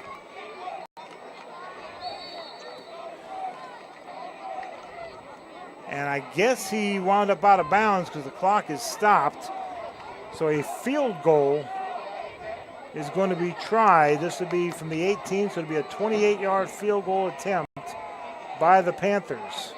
High snap, he gets it down, he gets it off, and it is good. Time out of the field, 34 seconds left to go in the half, and it is now 17-8 in favor of Chapel Hill. We'll take a 30-second break and be back for the rest of the first half of play. This is Lagrange football on the Eagle Sports Network. Are you okay? Yes, I can't believe you found me. I have car trouble, and there you are. Yeah, that's State Farm's 24/7 access. It's like we have this mental telepathy, you know? Well, you did start filing your claim with your mobile device. You can access State Farm on your phone, online, even in person at one of the 18,000 neighborhood State Farm offices. See, mental telepathy. State Farm is there for you anytime, anywhere. Get to a better state. State Farm. Connect telepathically with Agent Matt Orr on the square in downtown LaGrange. Now back to Lagrange Granger football on 100.9 WCJM, The Bull. A weird drive. It would have started first and goal at the 2, but because of a penalty, it started at the 17-yard line. They did get a first down to the Granger 3, but then got backed up and had to settle for a field goal, snapping it from the 11. They did get the 3 points, though, and now Lagrange will get the return to the 20. Trying to make a man miss, not going to do it. Colby Patton dropped at the 21-yard line, so now Lagrange has a long way to go and a short time to get there. 26 seconds left. I don't see Lagrange doing a whole lot right here to try to get down the field. I think they're just willing to take a knee right here and go in at halftime to make some adjustments. I'd like to see one slant pattern with Ogletree and see what happens. But other than that, yeah, he is matched up with Richardson. Good point. They're going to hand the ball off to Delaney on the jet sweep and get to the 21-yard line. They're probably going to end it there. Yeah, I don't blame them. Put your best receiver with their best DB and see what happens. Good call. 5 seconds left, and Lagrange is going to be in no hurry to snap it. That's going to be the end of the first half of play. With your score, Chapel Hill 17 and Lagrange 8. We'll be back after this 3-minute break. This is Lagrange High Granger football on the Eagle Sports Network. To sell or buy a home is a big step. To make sure it's the step in the right direction, choose the person best qualified to handle your real estate needs. Joel and Rob Upchurch have been breaking sales records every year since 1997. They truly are the real estate leaders in West Georgia. So take a step in the right direction. Contact Joel or Rob Upchurch at RE/MAX Results because they are dedicated to results and converting transactions into relationships. Lagrange Banking is growing. We've opened a new location in Columbus, and we've adopted a new name that reflects our community roots with an eye on the future. Welcome to Calumet Bank, offering personal and business banking services with the friendliness of neighbors. We work on your schedule, offering daytime business hours and a complete set of mobile apps. Day or night, we've got you covered. Calumet Bank, same great services from people you already know. Life is better at Calumet. Member FDIC, Equal Housing Lender. Kia. Hi, friends. Just Lee here with Kia of Lagrange. We're going pink this month for breast cancer awareness. We're proud to be one of the gold sponsors for our local Paint the Town Pink Hope Walk event. Being involved in our community is part of our heart and soul. Speaking of the soul, you can own a 17 Kia Soul right now for only $15,888. Stop by and see our entire inventory at 1217 Lafayette Parkway or shop anytime at KiaofLagrange.com. Help support your local economy. We're open 8 to 8, so don't be late. Price plus tax, tag, and title. Stock number 19824. Tara, are you okay? Yes, I can't believe you found me. I have car trouble, and there you are. Yeah, that's State Farm's 24/7 access. It's like we have this mental telepathy, you know? Well, you did start filing your claim with your mobile device. You can access State Farm on your phone, online, even in person at one of the 18,000 neighborhood State Farm offices. See? Mental telepathy. State Farm is there for you anytime, anywhere. Get to a better state. State Farm. Connect telepathically with Agent Matt Orr on the square in downtown Lagrange. Deciding to sell or buy a home is a big step. To make sure it's the step in the right direction, choose the person best qualified to handle your real estate needs. Joel and Rob Upchurch have been breaking sales records every year since 1997. They truly are the real estate leaders in West Georgia. So take a step in the right direction. Contact Joel or Rob Upchurch at RE/MAX Results because they are dedicated to results and converting transactions into relationships. Here's Perry Prather, head pharmacist at Holmes Pharmacy. We have the flu shots in. We're going to start giving the flu shots out as of September 1 until we're through with the flu season. We have now the high dose in for 65 and older, and we're able to give flu shots to anyone 13 and over. And keep in mind, Coleman, that if any large group of people that has, 20 or more shots, if they want to give us a call, we'll be glad to set up a time to do the flu shots on site. Locally owned. That's Holmes Pharmacy, Commerce Avenue in Lagrange and in Hamilton. Now back to Lagrange Granger football on 100.9 WCTM, The Bull. 17-8 in favor of the Chapel Hill Panthers here at Panther Stadium in Douglasville. The Chapel Hill band treating us to what looks like a Halloween-themed halftime show, I'm going to guess, with some M&Ms out there, someone dressed as Wonder Woman, some as skeletons. Looks like someone's a thief. All kinds of interesting costumes out there. Looks like the Riddler's out there, a witch. It's very entertaining to say the least. I see a Wonder Woman, and I see a banana. Yeah, that's absolutely great. That's a good job. To tell you how we got here, the two team Lagrange started first and 10, but they exchanged 3 and outs 4 ways. Chapel Hill. Let's see, Chapel Hill, when Lagrange went for it on downs, Chapel Hill got it the Granger 50, but only got to the Granger 3, went for it, and Lagrange wound up getting the ball on downs at their own 12-yard line. But that's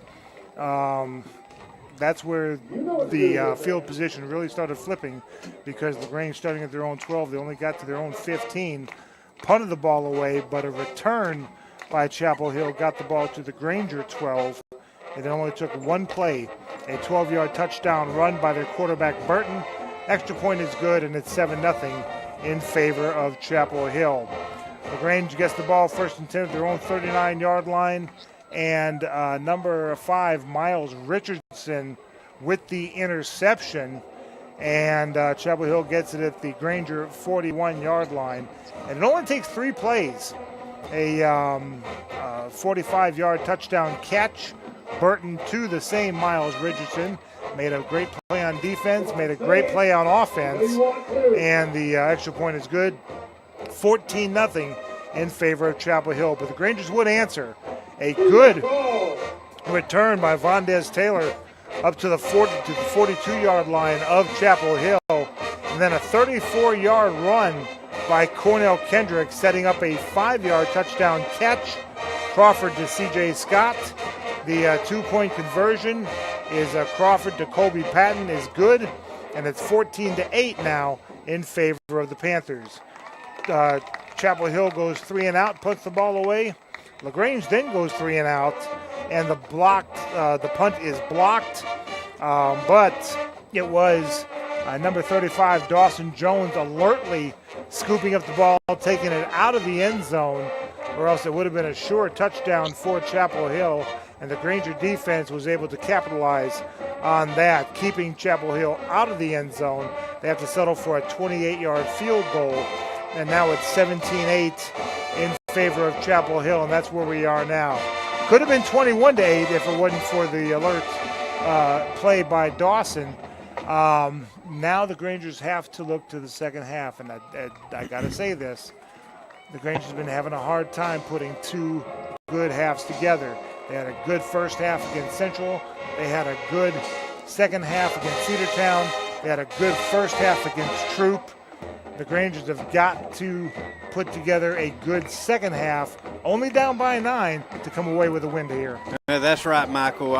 The adjustments you need to make, we need to make some of the things that Chapel Hill was doing, such as the zone read and the little dupe passes. We've got to find a way to get pressure on the quarterback and to be able to put more people in the box so that we can just totally shut down the run. Because if we shut down the run, that'll help the defense shut down the other stuff also. The first possession of this third quarter by Chapel Hill is going to be indicative of how the Granger second half will be, because if the Grangers can get a three stops and out, and then drive the ball down and at least get a field goal, they can make this a really close game. Mm-hmm.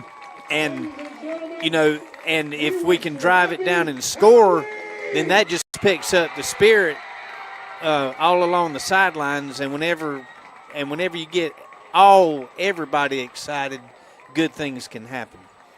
17-8 in favor of Chapel Hill. When we come back, we'll take a look at the scoreboard.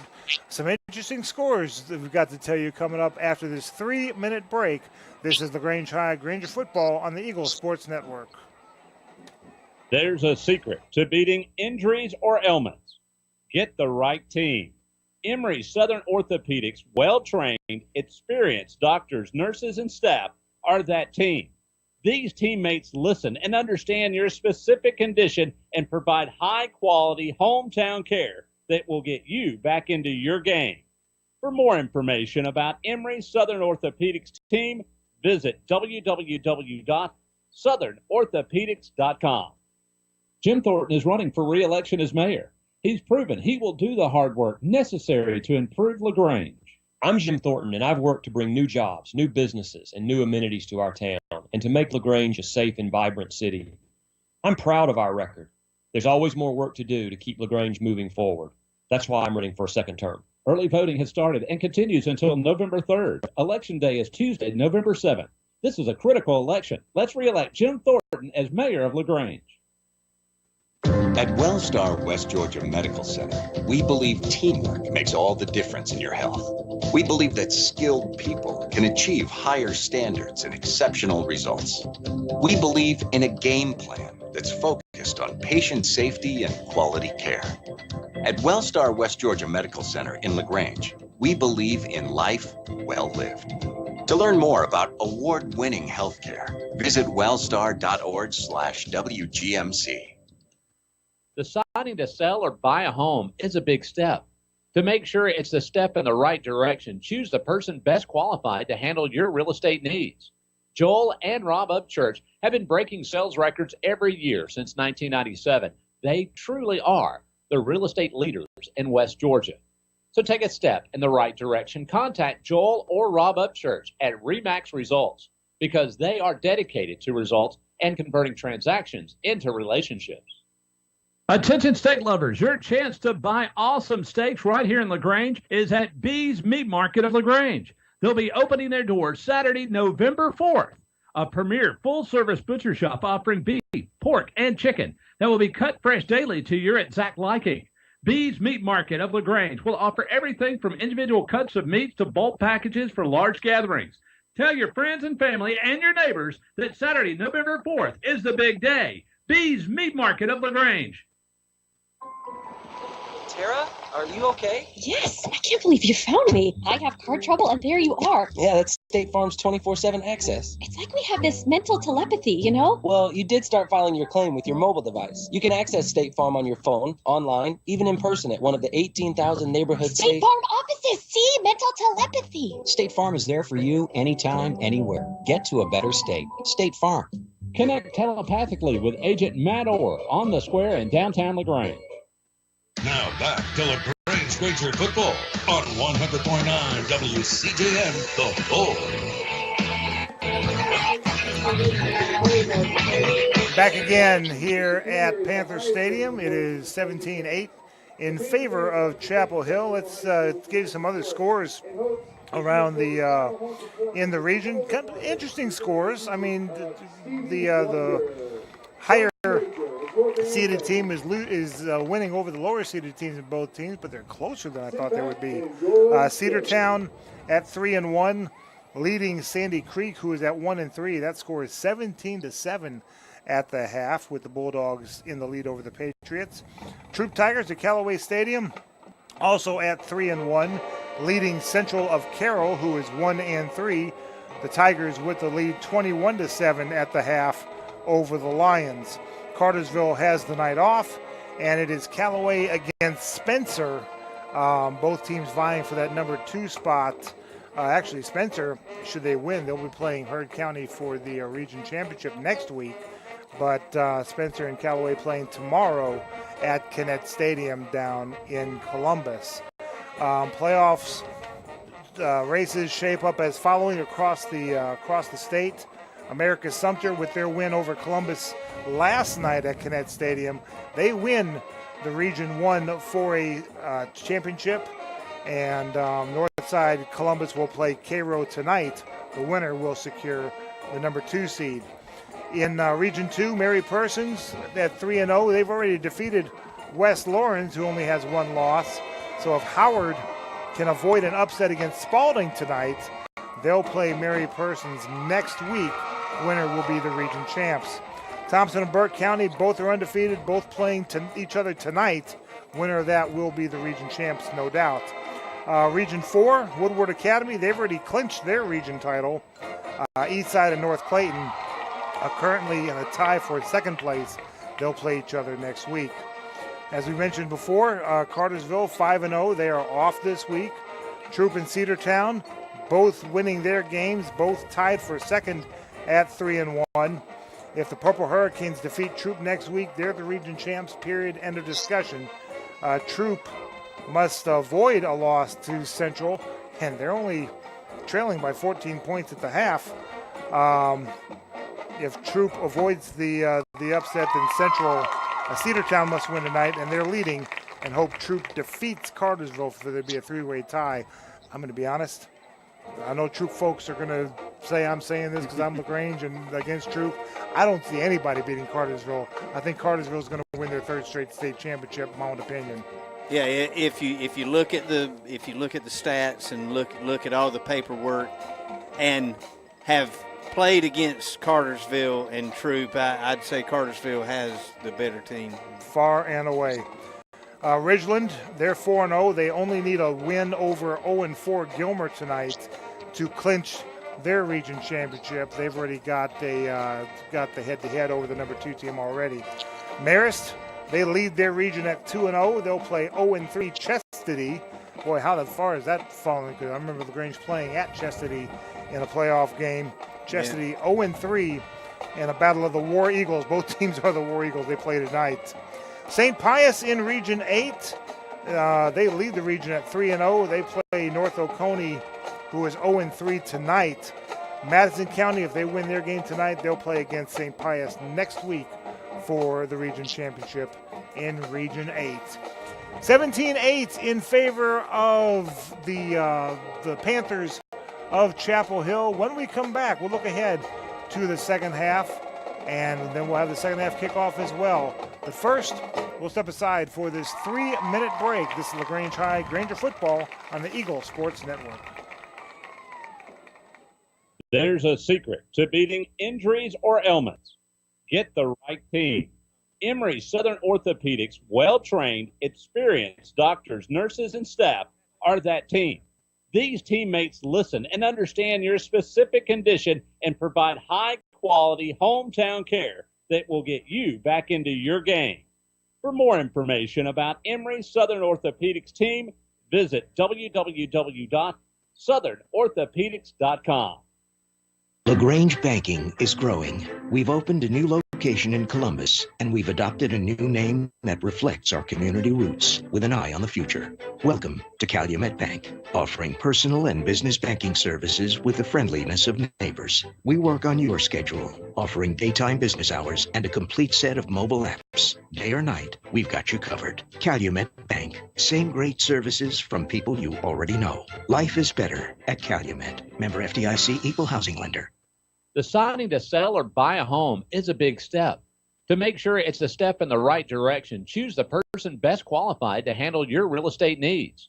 Joel and Rob Upchurch have been breaking sales records every year since 1997. They truly are the real estate leaders in West Georgia.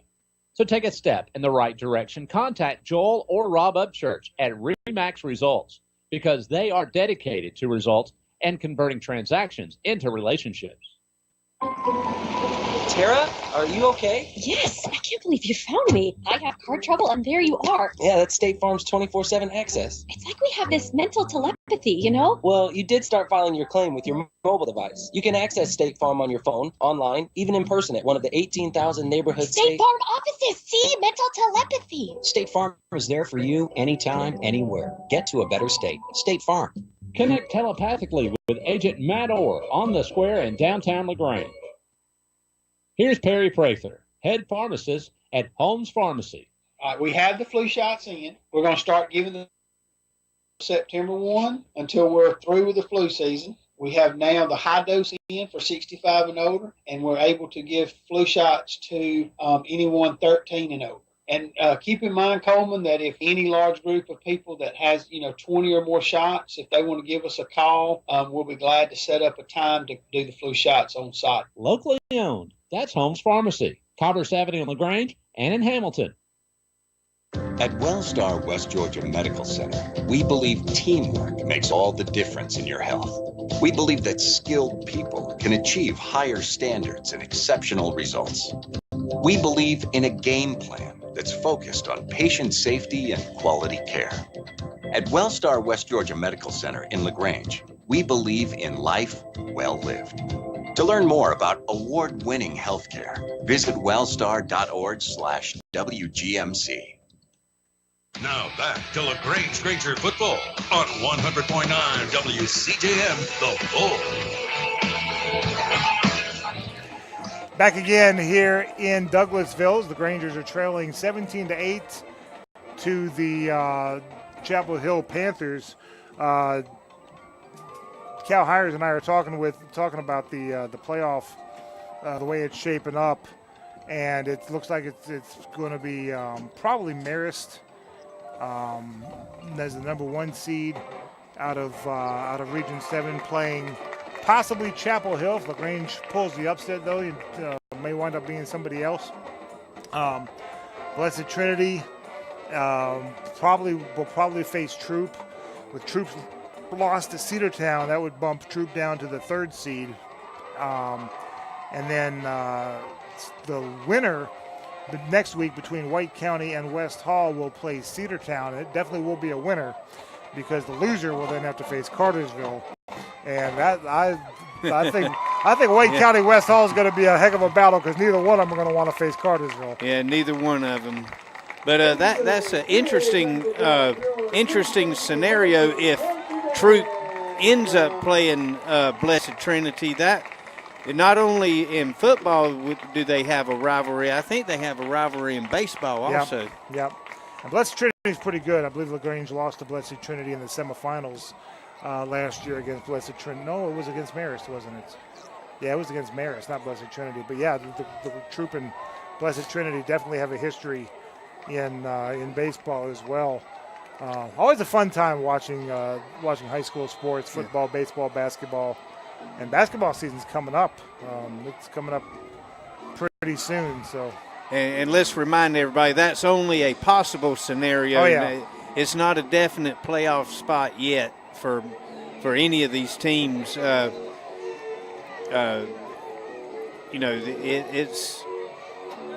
still got a lot of football to play, even though there's not but 2 games left on everybody's schedule for the regular season. Yeah, LaGrange's open date is next week. So this is LaGrange's last game. But for most teams, they still play next week to shake out the playoff race. I also want to remind folks, and let me make sure I get this right.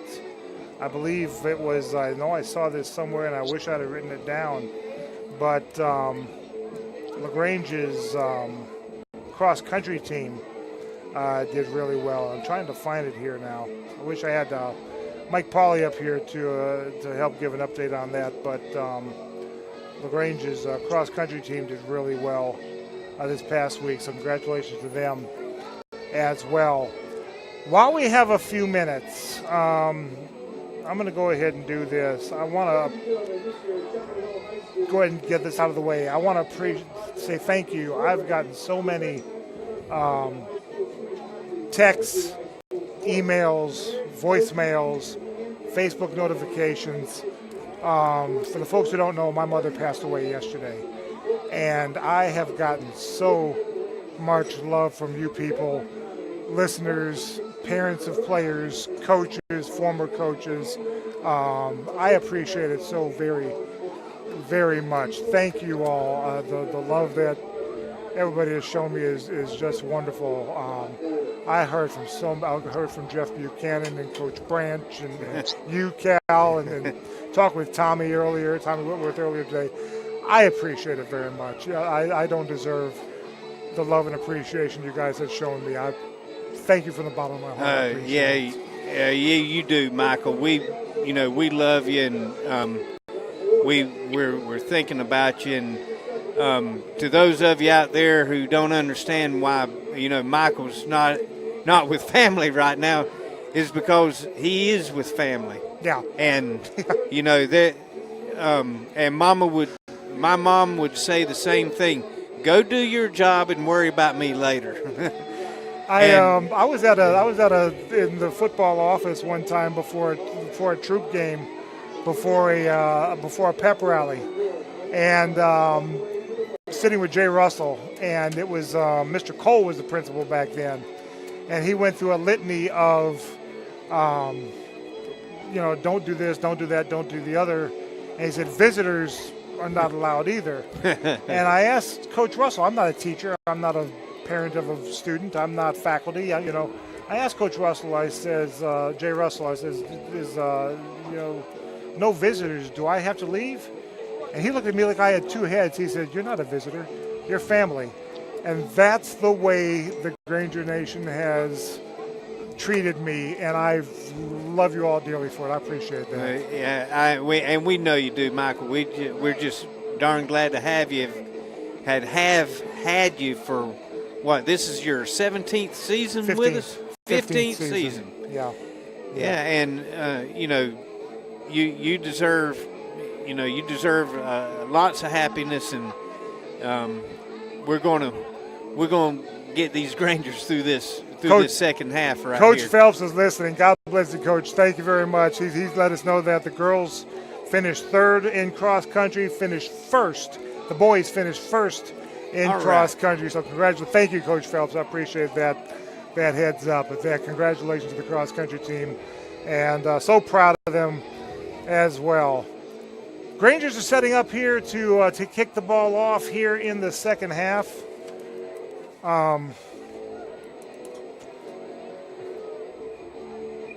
promised myself I wouldn't cry, but I'm gonna hold it together here.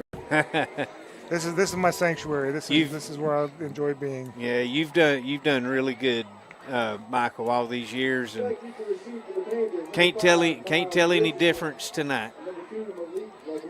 Lagrange set to kick this ball off. Matt Rainey from the 40.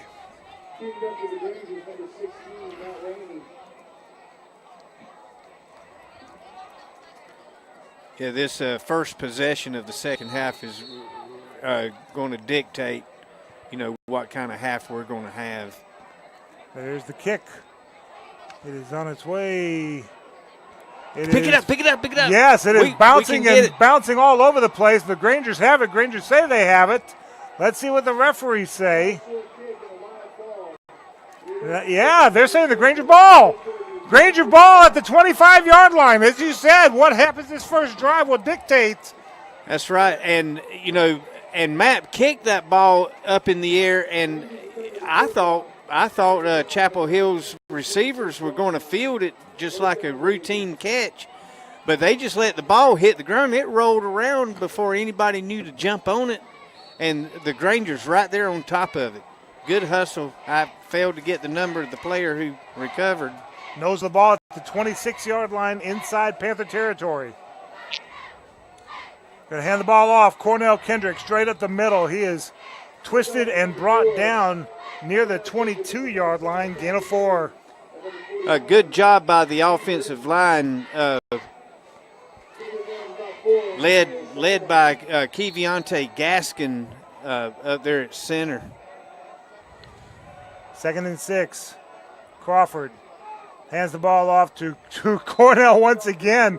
Stopped at the line of scrimmage, kept driving those legs across the 20 down to the 19. The offensive line is getting a good surge. I'm watching them through my binoculars, and they are taking the fight over to the Chapel Hill side of the line of scrimmage. 2 plays right up the gut for good yardage. 3rd and 4. Johnson and Kendrick in the backfield. And they're going to give to, actually, no, boy, they faked the give to Kendrick. Crawford kept it himself, and he is sacked back around the 26-yard line. Yeah, I think Crawford and Kendrick got mixed up on the handoff. I think Cornell was supposed to get the ball. And that's going to bring up 4th down. Charles had to keep it and hang on to it. And what are we looking at? About a 44-yard field goal. 44-yard attempt. Going to be spotted on the near hash. And we got movement on the offensive line. A critical mistake. Now it turns into a 49-yard attempt. I don't think Matt has the leg for that.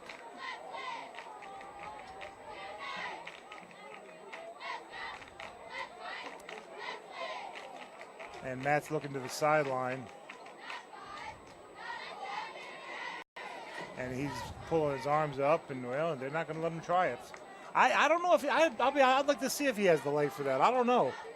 Apparently, he's acting like he thinks he does. Oh, yeah, he's not happy. Matt wants to try it.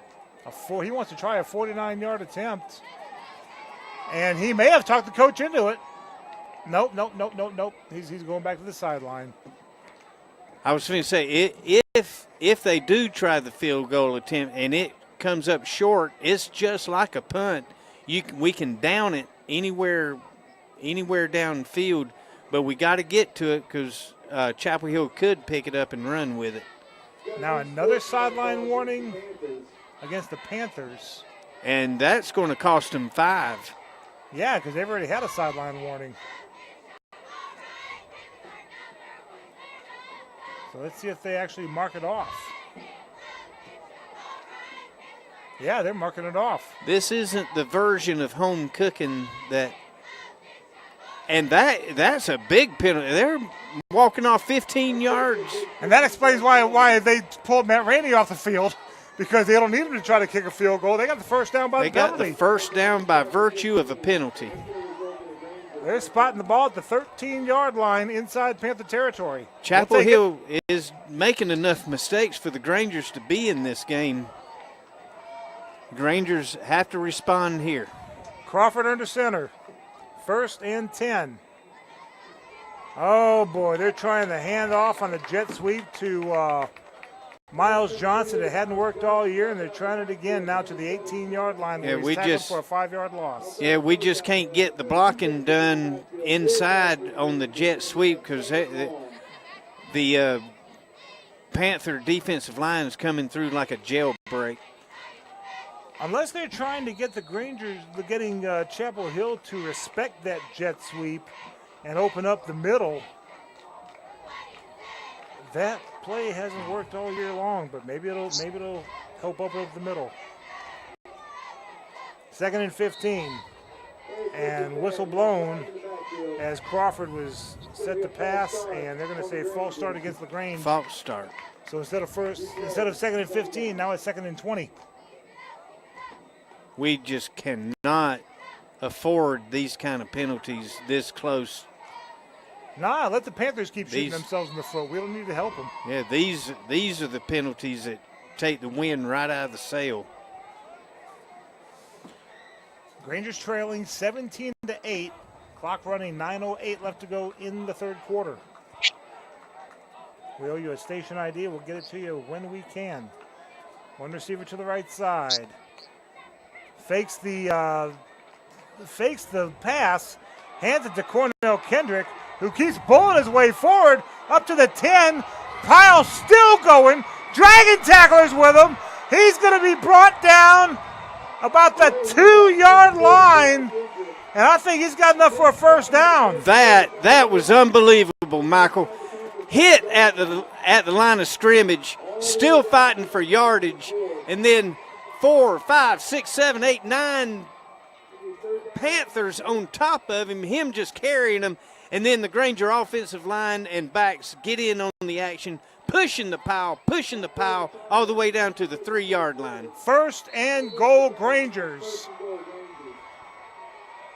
If that doesn't get some fire in their bellies, I don't know what will. 1st and goal. Give it to Cornell again, lowering his shoulder, getting maybe a yard. Boy, he got that pad level real low. He's a low guy anyway, and he got that pad level real low to get a yard. Yeah, good job of Cornell running behind the shoulder pads. Met at the line of scrimmage by 2 tacklers, but he drove him back for 1 yard. 2nd and goal. 7:45 left to go. Grangers down by 9 in the 3rd quarter. Boy, Kendrick, looking at him, he's a whole head shorter than everybody else out there.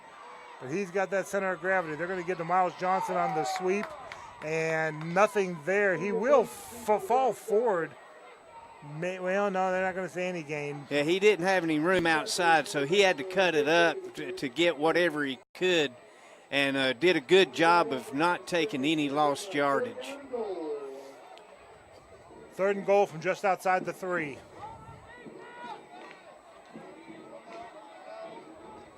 Nobody split out. This is Big Ten style football, man on man. Let's see who wants it more. Crawford looking, throwing to the end zone, overthrows everybody by about 5 yards. Intended for number 81, Nafis Karsten, the tight end, but he just overthrew him. And now a sideline warning against the Grangers. Oh, that'll cost us 15. Oh no. So instead of a 20-yard chip shot field goal attempt, now the that umpire's marking it off. Yeah. Okay. That's a 5-yarder. Ineligible man downfield. So to the 9. And we got 3rd down again. You replayed the down. That's a good thing. 3rd and goal from the 9. Oh, now they're saying 4th down. No, that can't be 4th down. They got it 4th down on the yard marker over there. I hope Coach Burks knows it's 4th down. He might have just realized it. Timeout, Grangers. LaGrange takes a timeout. We'll take a 10-second timeout for station identification right here on the Granger Sports, on the Eagles Sports Network.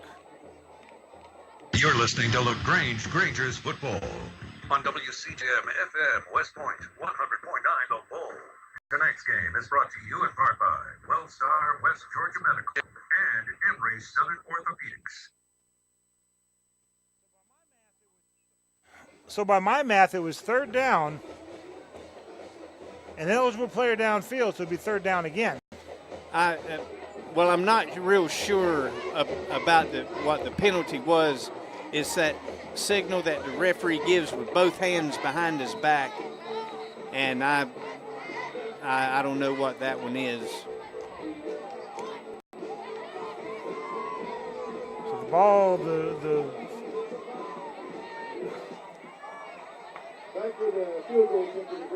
so it is going to be a field goal attempt at the 16-yard line. Matt Rainey with a 26-yard field goal attempt, and whistle blown. Play it, guys. No, I heard the whistle. The referee takes his time about getting the play started. Everybody's waiting and waiting and waiting and waiting. Then all of a sudden, there's a pause, and then he blows it ready for play. And then everybody stops what they're doing. So now the officials are getting together. All right. Everybody on the same page. Yeah. And now Randy's getting set. Right-footed kicker kicking from the right hash mark. 26-yard attempt. Snap, spot, kick. Up, way up high, and it is good. Time out of the field. 6:46 left to go in the third quarter. It is Chapel Hill 17, LaGrange 11. We'll be back after this 1-minute break on the Eagle Sports Network. Home is a big step. To make sure it's a step in the right direction, choose the person best qualified to handle your real estate needs. Joel and Rob Upchurch have been breaking sales records every year since 1997. They truly are the real estate leaders in West Georgia. So take a step in the right direction. Contact Joel or Rob Upchurch at Remax Results because they are dedicated to results and converting transactions into relationships. Kia. Hi, friends. Just Lichter here with Kia of LaGrange. We're going pink this month for breast cancer awareness. We're proud to be one of the gold sponsors for our local Paint the Town Pink Hope Walk event. Being involved in our community is part of our heart and soul. Speaking of the soul, you can own a 17 Kia Soul right now for only $15,888. Stop by and see our entire inventory at 1217 Lafayette Parkway or shop anytime at KiaofLaGrange.com. Help support your local economy. We're open 8 to 8, so don't be late. Price plus tax, tag, and title. Stock number 19824. Now back to LaGrange Granger Football on 100.9 WCJM The Bull. 9-play drive, but LaGrange does get points out of it. And now the good coverage by LaGrange as Chapel Hill only gets to around the 16-yard line. What a great job by the kickoff team. Rainey kicks that thing deep. Chapel Hill apparently was expecting another short kickoff, and he kicks it over their heads. He has to go back and retrieve it on the ground. But as soon as he picks it up, I saw 5 Granger defenders way beyond the blocking of the receiving team, and that running back had no chance of returning that any more than what he did. So the Panthers drive starts. Burton will hand the ball off to the running back who gets slung outside. He tried to cut it upfield, number 20 for them. That is Chancellor Parker. He tried to cut it upfield, and the Granger defense kept pushing him outside. He will get 4 yards out of it, but that's it. A good job by Chris Watson fighting with his wide receiver, fighting off the block. Keeping the running back at bay until help arrived.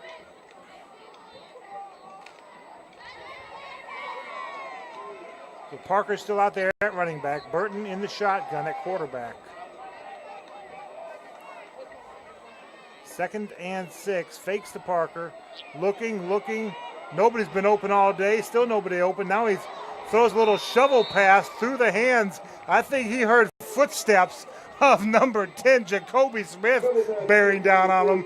And he just mishandled the reception. Ball falls harmlessly to the turf, 3rd down. And a good job by Dexter Fitzpatrick putting pressure on the quarterback to make him throw the errant option pitch pass. Got to hand it to the Granger secondary. They have not had anybody open. They've not left anybody open for the Panthers all game.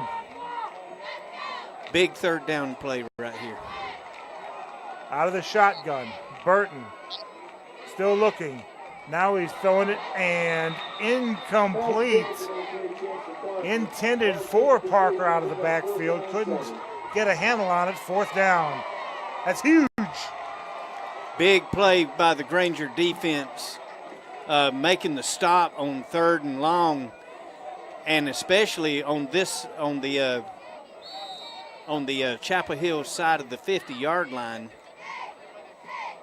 Granger should end up with really good field position. Burton, by the way, is also the punter. I don't suspect we'll see a fake here. And nope, it will be a punt. Fielded the 50, 45, 40. Trying to make a man miss, 35, and brought down there. Lagrange will have it 1st and 10 at the 35-yard line inside Panther territory.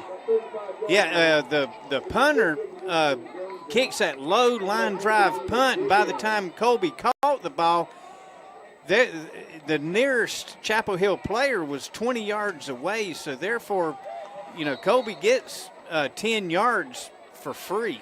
Yeah. And got the rest, earning it.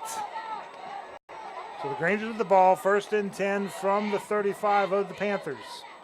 Hands the ball off to Miles Freeman, bounces it off a tackler, turns that corner, gets to the 30-yard line. He hit a wall of defenders, but he was still up, so he decided to take it around the outside, and he got about 4 yards out of it. And we have a legal procedure on Lagrange, which is curious because that flag came way after the ball was snapped. Yeah, false start is an automatic stoppage of play, so there must have been something else going. Maybe a legal lineup, or I don't know. Maybe not enough men on the line of scrimmage, but someone texted me asking me the score. Listen to the radio. Rangers have the ball. It'll be 1st down again, this time 15 from the 40. Ogletree split out to the left side. Crawford. He's going to keep it himself. I think that was a blown-up play, too, because Kendrick went to get it, and then Crawford pulled it back, and Kendrick kind of turned and looked at him like, what are you doing? Only a 1-yard loss to the 41, though. Yeah, could have been worse. The last 2 handoffs between those two have not been real clear about who was supposed to get the ball.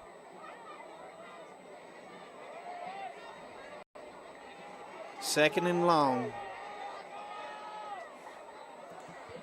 Crawford, quick catch. Oh, in and out of the hands of Jordan Ogletree. You better mark this on your calendar. You won't see that again. We haven't seen that all season. That was right there in front of him. Right there between the numbers. His hands were up, thumbs together. Perfect position to catch the pass. Just somehow it hit his shoulder pads and bounced off. 3rd down.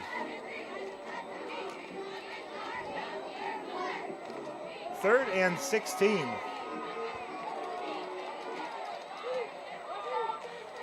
Kendrick in the backfield. Crawford looking long, looking deep, and overthrowing everybody. Ogletree was at the 15. The ball fell between the 5 and the 10. 4th down. Yeah, just a ball thrown just a tad over out of the reach of the receiver's hands, wasn't wide open. No, he was fairly well covered, but a ball closer to it. We've seen Jordan jump up there and get it. Yeah, I think he was the only one in the route. Also, we're keeping everybody else in to help block. So Rainey standing at his own 45, set to punt. Referees conferring again. Now they're moving the ball forward 5 yards for some reason. Sideline warning against Chapel Hill. This is a 5-yard variety? Okay. I'm kind of lost on that one. Yeah, me too. So now Rainey standing at the midfield stripe. Low snap. He gets it up. He gets it off. And it's going to bounce and take a Granger roll inside the 10 to about the 6-yard line, where Chapel Hill will have it 1st and 10.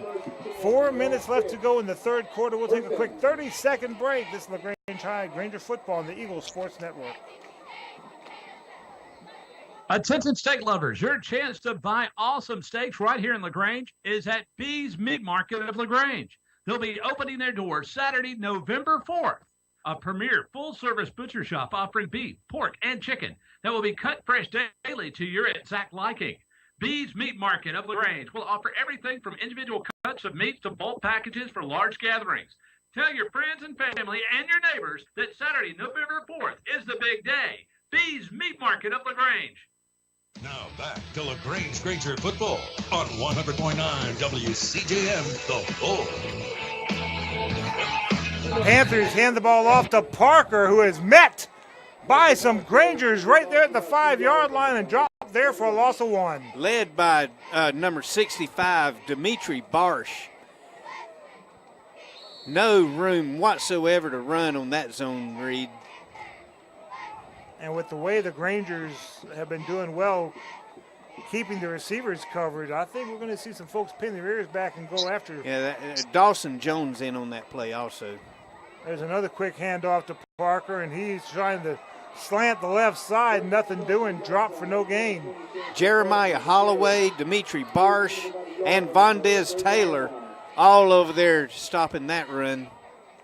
Little off-tackle run for the running back.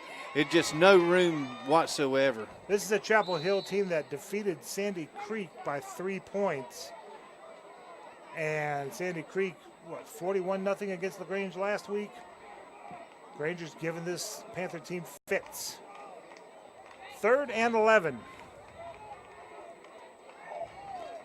Burton in the shotgun, his heels on the goal line. Looking, nobody there. He's going to try to run. Fitzpatrick chasing him down. He does get the ball off. Was it caught? Yes, it was. Caught by Miles Richardson. Who else? He's been about the best player on the team today for the Panthers, and just enough for a first down. An out route over at the sideline at the chains. He barely got that ball off before Dexter Fitzpatrick could get to him. They needed the 16. They got the 19. Fresh set of downs for the Panthers. 2 receivers left, 1 right. Burton looking. Nothing there. Grangers have it. Grangers pick up the fumble. Brought down about the 2-yard line. Who's that? 56. That's Jeremiah Holloway. Yes, sir. A fumble by the Panthers, picked up by Holloway. Exactly what the Granger defense needed. A break right down here at the goal line. Granger offense set up perfectly at the 4-yard line. 1st and goal, good guys.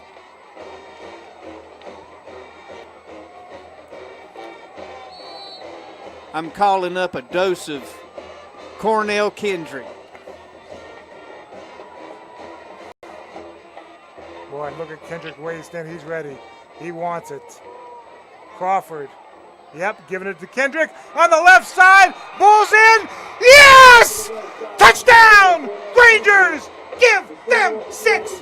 Grangers a extra extra point away from taking the lead. Miles Johnson on the lead block. A great block, a kick-out block by Miles Johnson on the defensive end. And Cornell gets to the goal line, gets upended, but lands on his back inside the goal line. We're tied for now. 2:04 left to go in the third quarter. And the Grangers have a PAT pending. Matt Rainey standing out there. And I didn't see the flag, but there is one out there. They're going to back it up 5 yards. I think they're going to back it up 15 yards. Probably excessive celebration. Betcha. But I think Matt Rainey can, I don't know. I think the coach is wanting to take that yardage on the kickoff. Because he ran out onto the field just before the ball was going to be snapped, telling the referees to move it back up there and take it on the kickoff. Snap, spot, kick, up and on the way, and it is good. 2:04, let's go in the third quarter. The Grangers have the lead, 18-17, here at Panther Stadium. We'll be back after this 1 minute break on the Eagle Sports Network. Secret to beating injuries or ailments. Get the right team. Emory Southern Orthopedics, well-trained, experienced doctors, nurses, and staff are that team. These teammates listen and understand your specific condition and provide high-quality hometown care that will get you back into your game. For more information about Emory Southern Orthopedics team, visit www.southernorthopedics.com. Here's Perry Prather, head pharmacist at Holmes Pharmacy. All right, we have the flu shots in. We're going to start giving the flu shots out as of September 1 until we're through with the flu season. We have now the high dose in for 65 and older, and we're able to give flu shots to anyone 13 and over. And keep in mind, Coleman, that if any large group of people that has, 20 or more shots, if they want to give us a call, we'll be glad to set up a time to do the flu shots on site. Locally owned. That's Holmes Pharmacy, Commerce Avenue in Lagrange and in Hamilton. Now back to Lagrange Granger football on 100.9 WCJM, The Bull. Jeremiah Holloway recovering the fumble. And then Cornell Kendrick with the 4-yard touchdown run gives the Grangers an 18-17 lead with 2:04 left to go. If Coach Caputo wants to retire, I'm voting Cal Hires as offensive coordinator. He called it. The return to the 40, to the 50, and then out of bounds, number 2, Malik LeBlanc with the return. And a pretty good return to the Granger 49. Chris Watson on the tackle, one of the tacklers over there at the Granger sideline, having to kick off from that deep in your own territory and having it return, what's that, to the 40. Oh, we got a flag on the play. Yeah, and he pointed to Chapel Hill. Let's see what the white hat says. He's going to say illegal push in the back against Chapel Hill. And that'll back it up even more. Granger's fortunate to get this penalty right here to back them up. And which put spot the ball at the 43. The 43-yard line of Chapel Hill. Grangers need a big stop right here. I'll take another turnover. Yeah, sure. Let Chapel Hill try to get their playoff spot when they travel to Cedartown next week. They'll be a short a playoff spot if the Panthers win tonight. But it would suit me just fine if they had to wait till Cedartown next week. 2 receivers right. Burton looking. Now throwing it long. Just a home run ball. And it is incomplete and no flag. Number 6, Miles Richardson, asked wanting a flag, but there will be none. Had a couple of Grangers down there covering.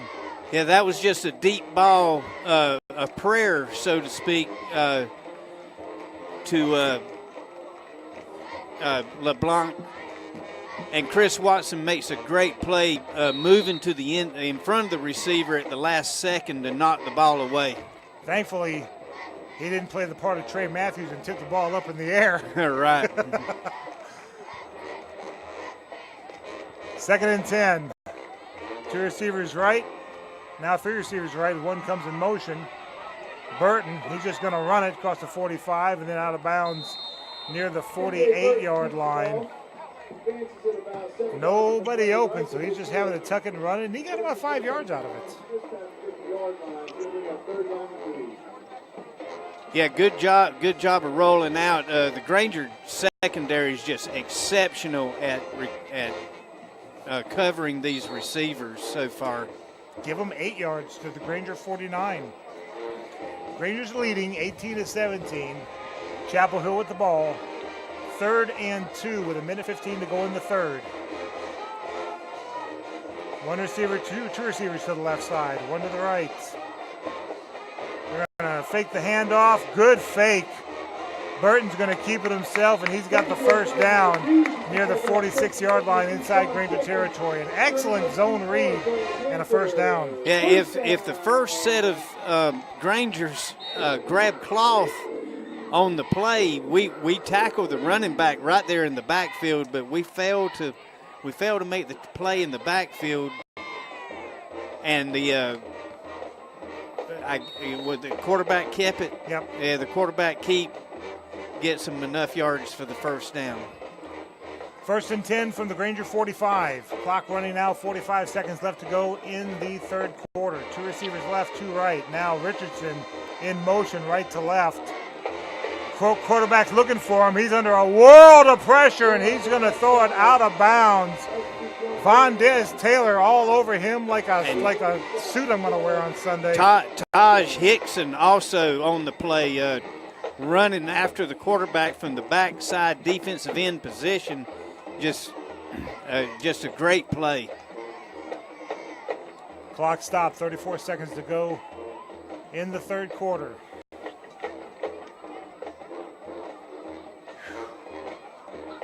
I only took 1 blood pressure medicine today. I should have taken a second one. Referees sure take a lot of time getting the ball ready for play. All right, they come to the line of scrimmage now. Burton in the shotgun. Yeah, again, zone read. He's got it. He's got plenty of room. 35. Still on his feet across the 30, down to the 25-yard line. He's finding a seam in that zone read. Yeah, on the zone read, we had a linebacker in position, but he went for the running back, and no one took the quarterback. So Panthers 1st and 10 from the Granger 24. Clock running, 12 seconds. They'll get this snap off. Maybe they're waiting to the last possible second. 6 seconds, 5 seconds, 4 seconds. Why they're not snapping the ball, I have no idea, but they're going to let the clock run. That's the end of the third quarter of play. We got a hold 'em Grangers leading the Chapel Hill Panthers 18-17 going into the fourth quarter of play. We'll be back after this 1-minute break on the Eagle Sports Network.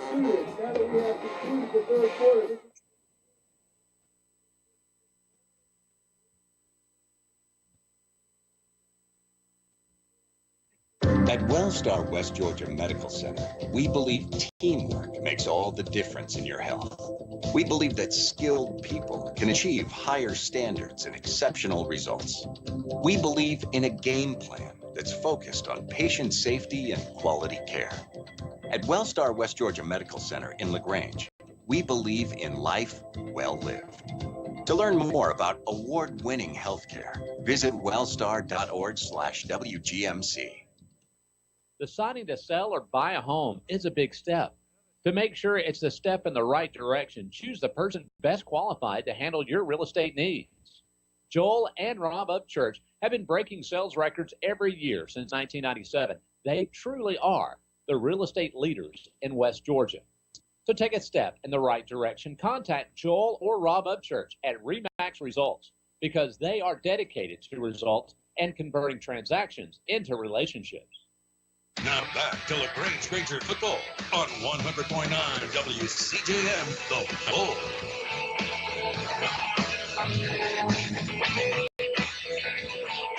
Tyree Shelton on the jet sweep to the right side on first down for the Panthers, and I believe he's got enough for a first down. Let's see what and the way it looked, Michael, he was going to run out of bounds, running parallel to the line of scrimmage, but he planted that right foot and got upfield, the fastest of any running back I've seen this year be able to make that move. To the Granger 14. Second down, Crawford. Burton this time, rather.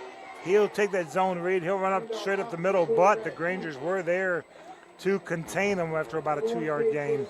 A good job by Taj Hickson that time, playing the quarterback on the zone read. As soon as he pulled the ball from the running back, Taj was right there on top of him. Make it a 1-yard gain, 13-yard line on the Grangers' territory. Grangers leading by 1. Chapel Hill driving, 2nd and 9. Burton rolling out to his left. Looking, firing, tapped up in the air, incomplete. Ball falls harmlessly to the turf. Looked like Jacoby Smith was right there to get the interception if he could have gotten it. But. Yeah, Vondez Taylor is the one who tipped the ball and had it hung up for just one more second. I think LaQuincy Shepard has a chance to intercept that ball. 3rd down and 9. Sure would have liked to have an interception just then. And timeout called. We'll take a 30-second timeout with them. Grangers leading 18-17, but the Panthers with the timeout and with the ball back after this 30-second break on the Eagle Sports Network. He's running for re-election as mayor. He's proven he will do the hard work necessary to improve LaGrange. I'm Jim Thornton, and I've worked to bring new jobs, new businesses, and new amenities to our town, and to make LaGrange a safe and vibrant city. I'm proud of our record. There's always more work to do to keep LaGrange moving forward. That's why I'm running for a second term. Early voting has started and continues until November 3rd. Election day is Tuesday, November 7th. This is a critical election. Let's re-elect Jim Thornton as mayor of LaGrange.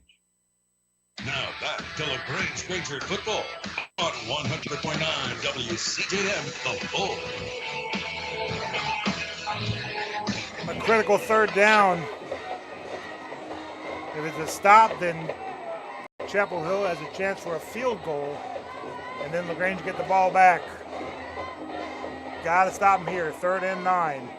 Butler looking. Burton, rather. And he's going to keep it himself, and he's going to get dropped around the 6-yard line. 4th down.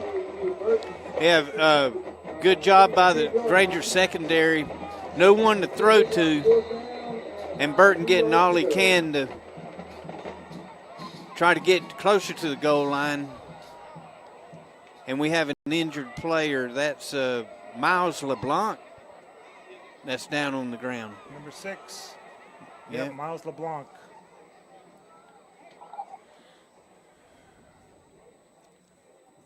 I want to remind you, while we have a chance, to join Coach Diallo Burks for the Coach's Corner Monday nights at 8 o'clock on Eagle 102.3, WLAG 96.9, and AM 1240.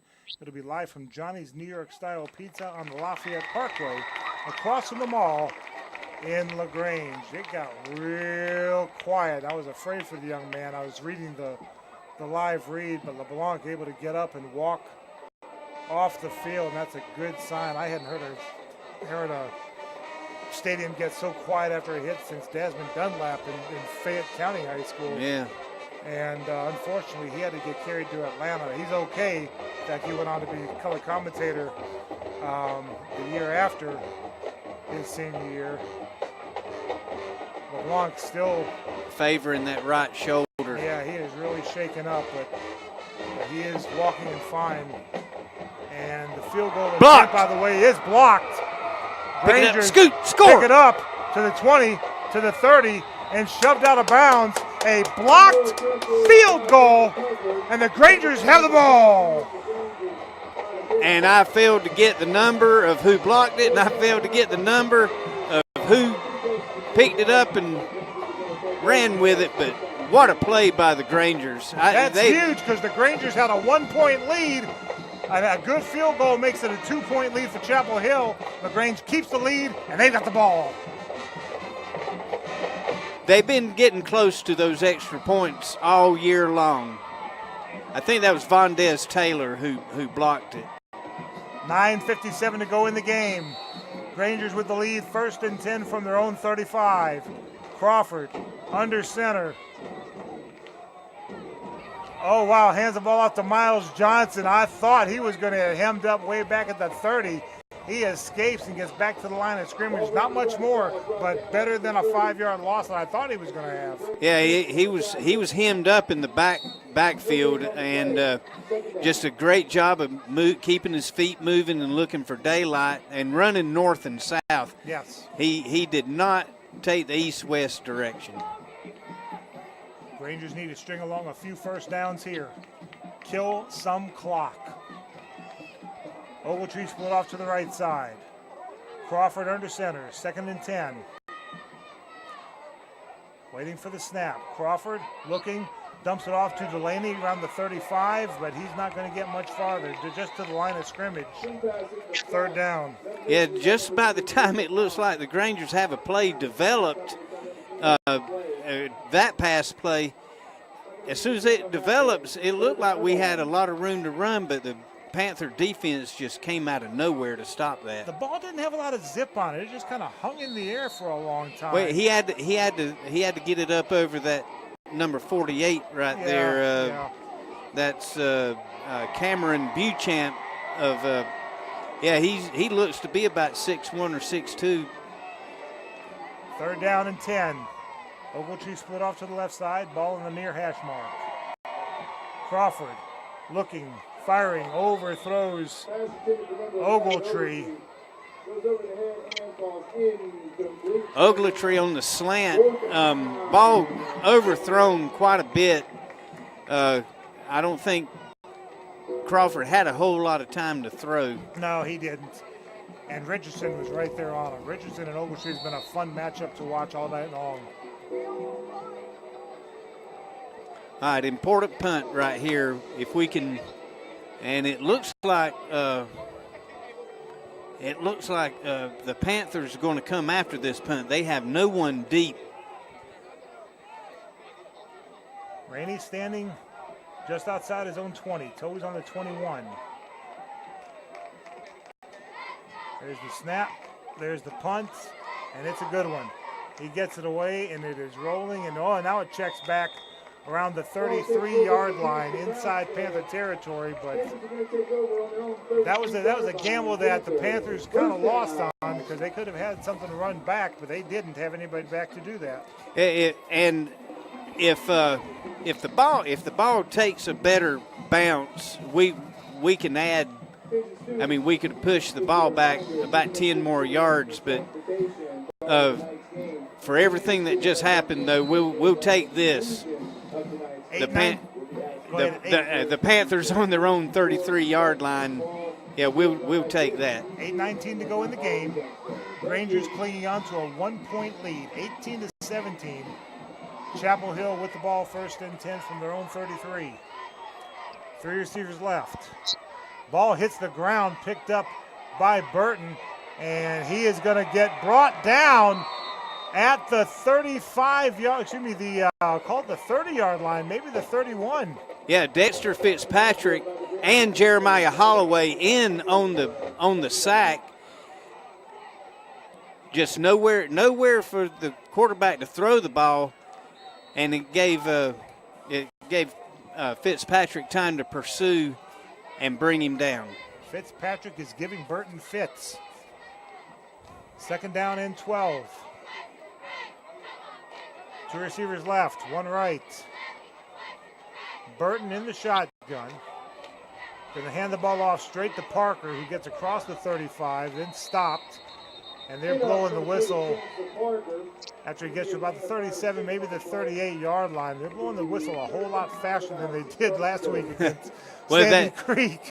Yeah, well, they weren't pushing that pile like the Grangers were a while ago. The Grangers had the pile moving, but that one right there, the pile just stood at a stalemate right there.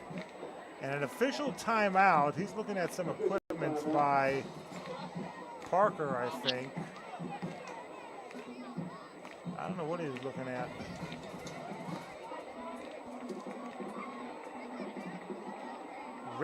Miles Richardson's coming out. Don't know what that issue is. And they have a lineman coming out also. Zari Flournoy appears to be injured somehow. Key third down play, 3rd and 5. 3rd and 6. Hands the ball off to Parker. He's not going to go anywhere. The Graders have him stopped for a big loss, 4th down. Their own version of the jet sweep, and the Grangers played it perfectly. They had 3 people in the backfield on top of him before he could get 3 steps. To the 34-yard line. Brings up 4th and 9. I would not trust this guy punting until he punts it. Yeah, that's the quarterback, Burton, number 1. Standing at his own 20. All right, watch the receivers here. Low snap, he bounces it up there, so he has to get the punt off, and it's going to go out of bounds. Let's see where they mark it off at. They're going to say the 26-yard line on the punt. Yeah, that ball skipped up to him. So if he had any thoughts of throwing the ball, he couldn't do it, so he wound up punting it. He didn't have time because we had a good rush in on him, and he was very fortunate to get that punt off. Rangers with the lead, 18-17, with 6:02 left to go in the game.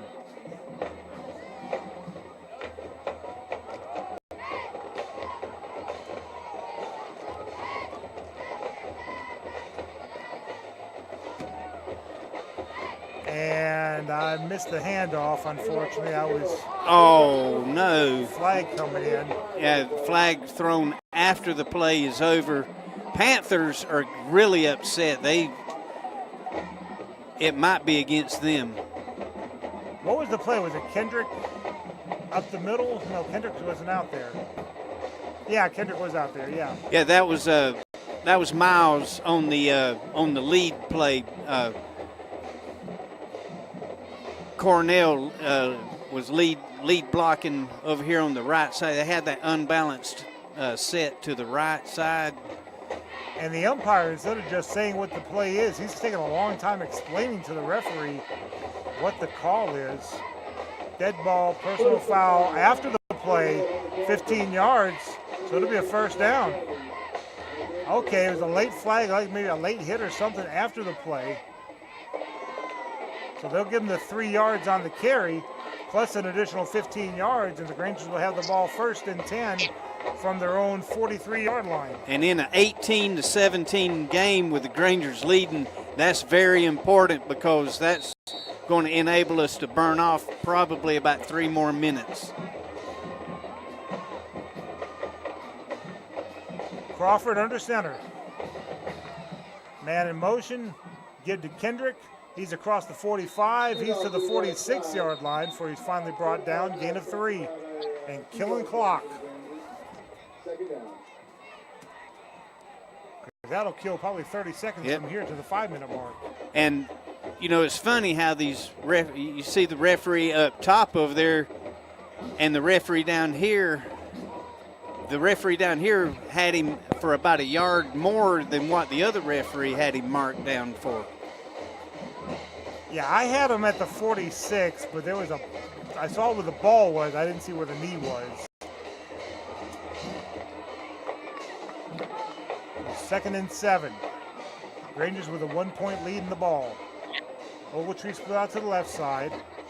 Going to give to Delaney on the buck sweep to the left side. He's going to be brought down about the 49-yard line And that'll be 3rd and 4. All right, a big play right here, Michael. Even if we don't get the first down, we can still punt them and put them back there deep, because from what we've seen so far, they have not had success throwing the ball down the field, because either A, they haven't had time to throw, or B, we've had them covered so good that he didn't have anyone to throw to. Rangers need the 47-yard line of Chapel Hill. They're on their own 49. Give to Kendrick. Good penetration. Good spinning away. And Kendrick will get down to about the 40. Man, called the 49. Now he was bottled up, but he spun away and got some extra yards. Now his stomach is on the 49-yard line, and the ball, I know, is about a foot in front of his stomach. They got it marked on the 49. Clock running, 3:45 left to go. 4th down. Do you punt? I would definitely have to. Hopefully they're just lining draw up them offside. just to draw them off sides. Here we go, 3:30. Hard count. Yeah, they're just going to try to draw them offside. And timeout called by Lagrange. We'll take a 30-second timeout with them. 3:25 left to go in the game. Granger's up by 1, facing 4th down back after this 30-second break on the Eagle Sports Network. Jim Arrington is ready to take on the challenge to be a positive and engaged Lagrange City Council member for District 1. Hello, I am Jim Arrington, lifelong resident and a 20-year business owner in Lagrange. If elected as your city council representative, I'm ready to keep the positive momentum of our city growing and improving. I want and I need your vote for Lagrange City Council. Find out more, search on Facebook, Jim Arrington for Lagrange City Council. Voting starts October 16th. Paid political announcement by Friends of Jim Arrington. Now back to Lagrange Granger football on 100.9 WCJM, The Bull. Grangers with the ball, 4th and 2 from the Panther 49-yard line. Leading 18-17 with 3:25 left to go in the game. At stake, Chapel Hill needs a win tonight to punch their ticket to the playoffs. Lagrange needs a win tonight to keep from being winless all season long. And these players, boy, they can taste it. They are playing like they want to win. That's a good thing. They're going for it. Crawford under center. Man in motion, Delaney. Give to Cornell Kendrick, and he's got the first down to the 45-yard line. Just undenied. He would not be undenied. And a flag thrown in the backfield. Oh, let's see if it's a hold or what. A flag thrown at the 50-yard line. They move it to the 49. Let's see what the call is. The head referee made the call. He's saying holding against Lagrange. Going to back it up. Chapel Hill will definitely accept it. Oh, what a big mistake. Big mistake. Here late in the game, needing the first down. I just don't see how it was holding if your offensive guy's being pushed into the backfield like that. So ball spotted the 41-yard line of the Grangers. Matt Rainey back to punt.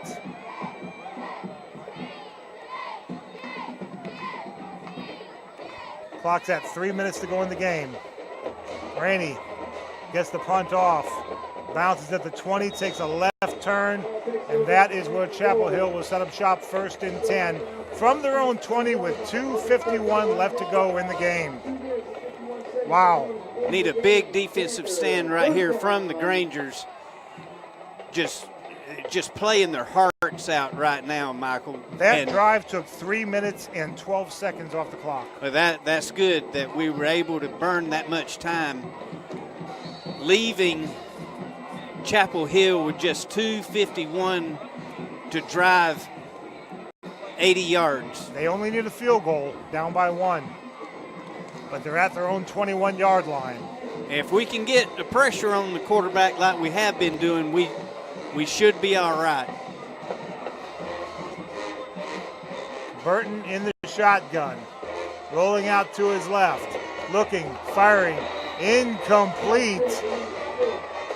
And Vondez Taylor again getting a hand on the ball. I think he tipped the ball just enough to mess up the concentration. I think he overran the ball a little bit. Had he taken one step less, it might have been a pick six. May have been. Very close. Got a hand on it, though. Second down. Lagrange not playing exactly a prevent defense, but they got their safeties back. They got the safeties back 15 yards. 2nd and 10. Burton in the shotgun.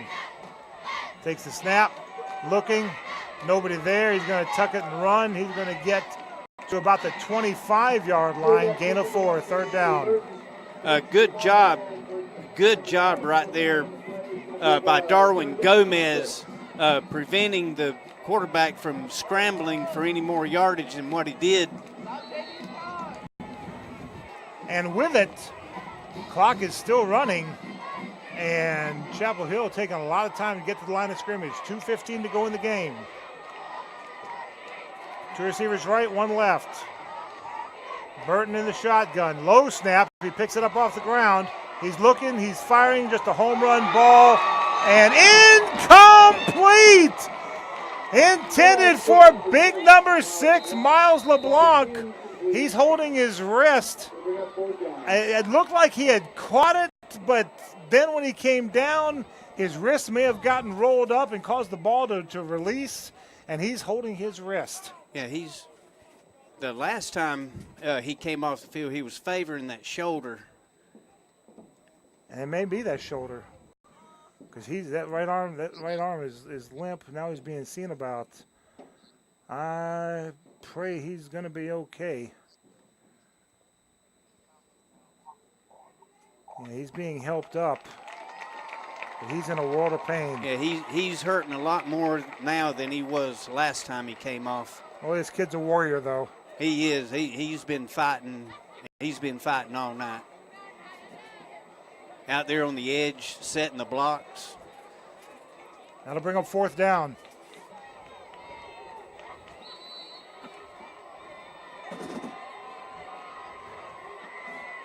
Rangers come back onto the field. 4th down, 1:59 to go in the game. 4th and 6 for the Panthers at their own 25-yard line. A stop here, and it's over. All right. Burton in the shotgun, looking. Pump fake, no one there, rolling out to his right. He may tuck it and run. No, he throws it, and it is caught. Yes, caught just past the 30-yard line, caught to the 33. They needed the 31, 1st down. Granger's doing a good job of keeping the ball in front of them. Just need some contain. Ball's inbounds, so they'll stop the clock to move the chains. Actually, they'll mark it to the 35-yard line. Burton looking again. Nobody there. Now he throws it and caught at the 45. Be another 1st down to the 47-yard line. They'll stop the clock to move the chains. A minute 29 left to go to the 47. All right, Granger defensive line has to keep this quarterback contained, because if he breaks the containment, he's off and running. 1st and 10, Panthers. Burton throwing it, caught, hit hard.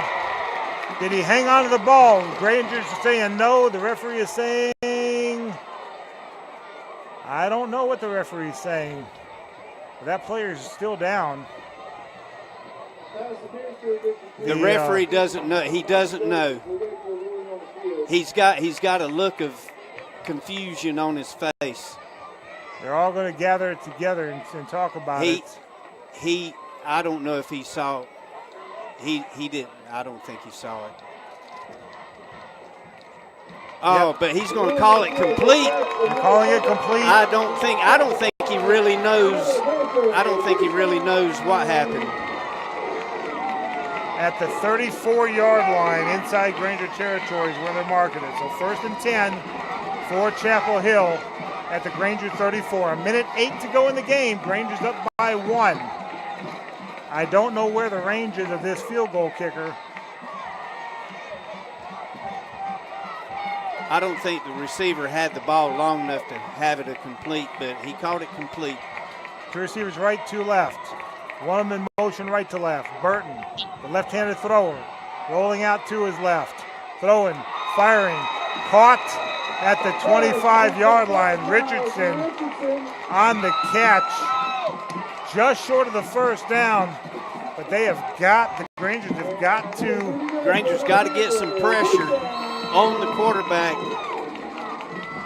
Well, they're saying to the 24 at first down. They've got to get some more contain there on these receivers. Rolling out to his left. No, Burton's going to keep it himself. 15-10, first down to the 5. They are definitely in field goal range now with 37 seconds left to go. Rangers have blocked a field goal before. But the Panthers with the ball, down by 1, 37 seconds left to go. 1st and goal from the 5. Timeout called. We'll take a 30-second timeout with them. This is Lagrange High, Granger football on the Eagle Sports Network. At Wellstar West Georgia Medical Center, we believe teamwork makes all the difference in your health. We believe that skilled people can achieve higher standards and exceptional results. We believe in a game plan that's focused on patient safety and quality care.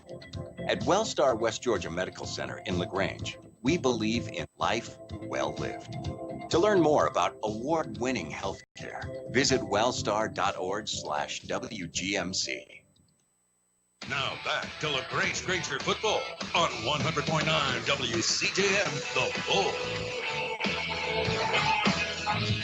With 2:51 to go in the game, Chapel Hill has started their drive at their own 21-yard line. They're now on the 9th play of the drive at the Granger 5-yard line. 4 first downs. They got it on 4th down. They converted a 4th down on this. And now, 1st and goal from the 5. Burton in the shotgun. Waiting for the snap. Man in motion. They're going to fake the jet sweep. Burton's going to keep it himself. Grangers are trying to contain him. He's dropped around the 2-yard line. They're trying to get lined up to run another play. Under center this time. He's going to try the quarterback sneak. The referee did not. Oh, no. Oh, no. The referee did not what, Cal? The referee who spotted the ball did not see the offensive guard jump. Oh, he was trying to turn around to get into position after he had spotted the ball. It looked as though the offensive guard for Chapel Hill jumped, and nobody else saw it.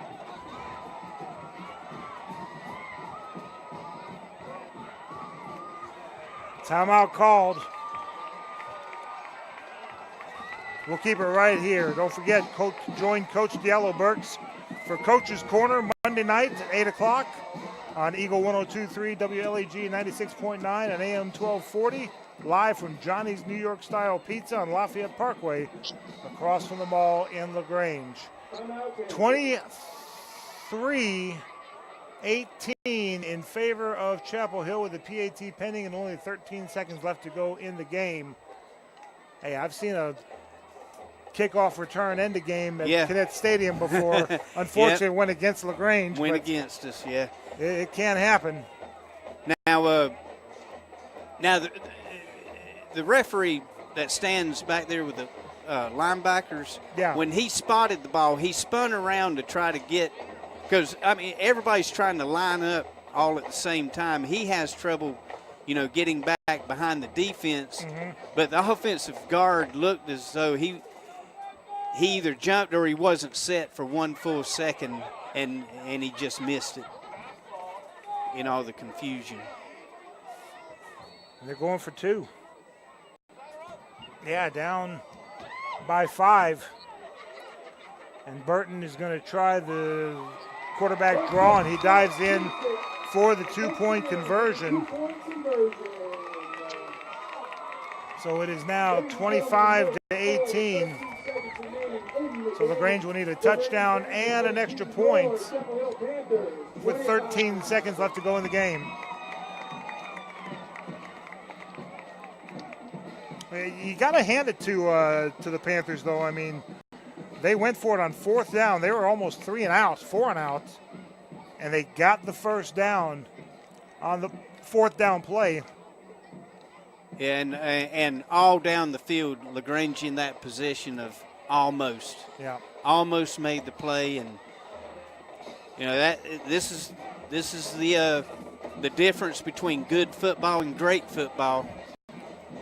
5 straight first down plays for the Panthers. Bend but not break, and the Rangers may have bent just a little too far. But here we go.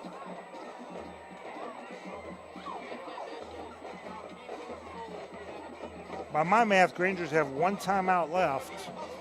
I can't go by that scoreboard. It's been wrong all night except for the clock. Still showing 1st and 10 from the 20. It's been doing that all night long.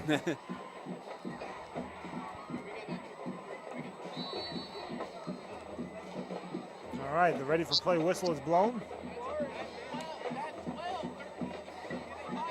And there's the kick, high kick.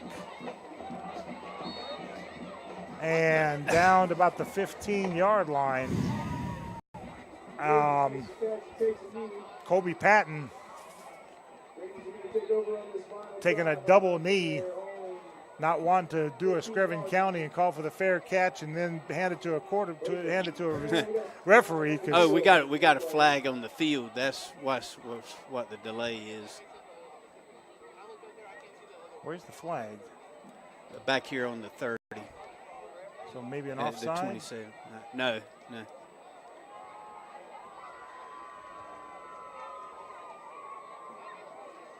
Let's see what the officials say. They're taking a long time to talk about this one.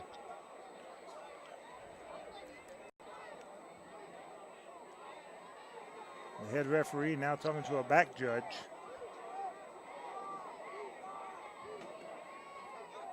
Dead ball? Well, no. Now they're going to talk. 4 referees trying to discuss what's going on, and the game hangs in the balance.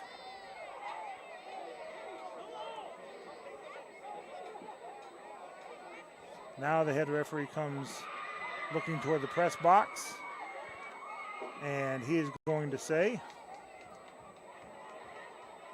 I don't know what he's going to say. Dead ball.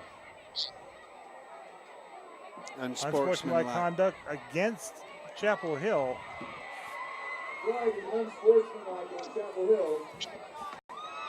Now. So are they going to re-kick it, or was it after the play?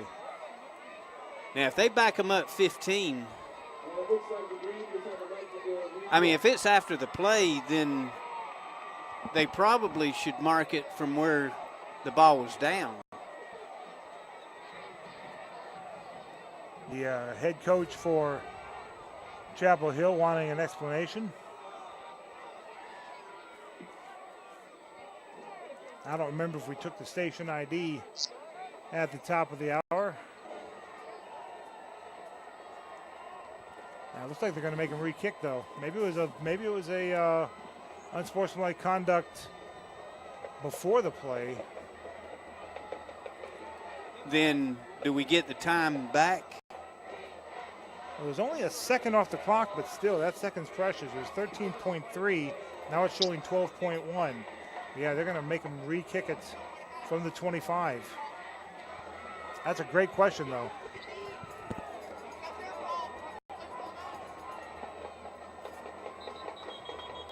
And that may be what this whistle is for. Now they're blowing the whistle. Another conference. Yeah, hopefully about the clock.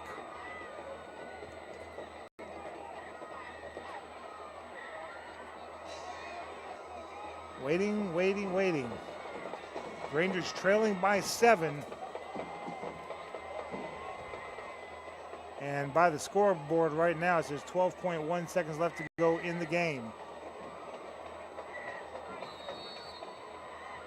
Well, there's the ready for play whistle. No change in the scoreboard clock. So now we're waiting for the kicker. And there it is. That's going to be a kick up the middle to about the 40, to the 45, and down there with about 7.6 seconds left to go. Are we connected? Are we connected with Skype? Taylor says we're disconnected. Yeah, we didn't need that, Lagrange. 7.6 seconds. That is one thing that will kill the momentum, is to have any extracurricular activity after the play, and then you have to back up 15 yards. Dead ball. Unsportsmanlike conduct against Lagrange. Ouch.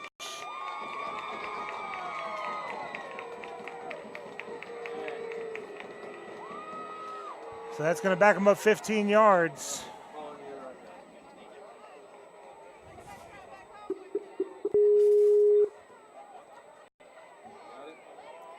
They're backing them up 15 yards to about the 28-yard line. So Lagrange will have the ball 1st and 10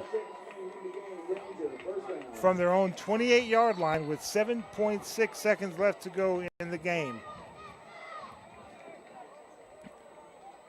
Panthers score the touchdown.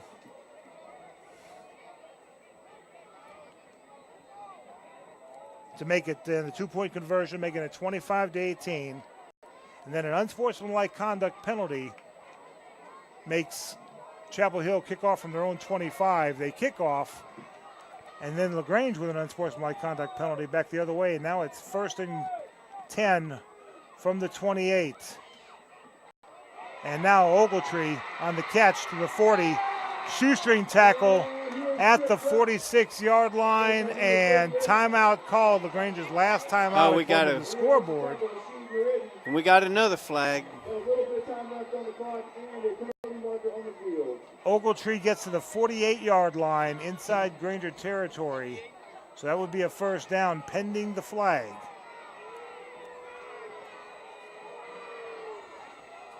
.6 seconds left to go in the game.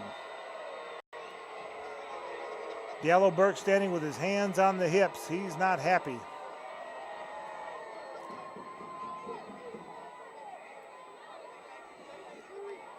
Five referees huddling around the ball discussing what's going on. There have been more discussions from this referee crew than I had with a 15-year-old assistant referee last Sunday in a U12 soccer game. These guys are grown. I mean, 0.6 seconds left, and this is about what?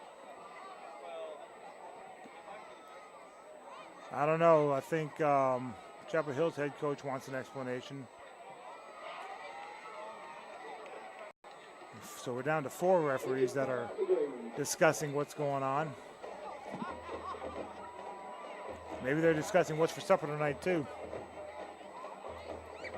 It has to do with the referee on the Lagrange sideline. He's explaining or trying to explain his case to the other 3 referees.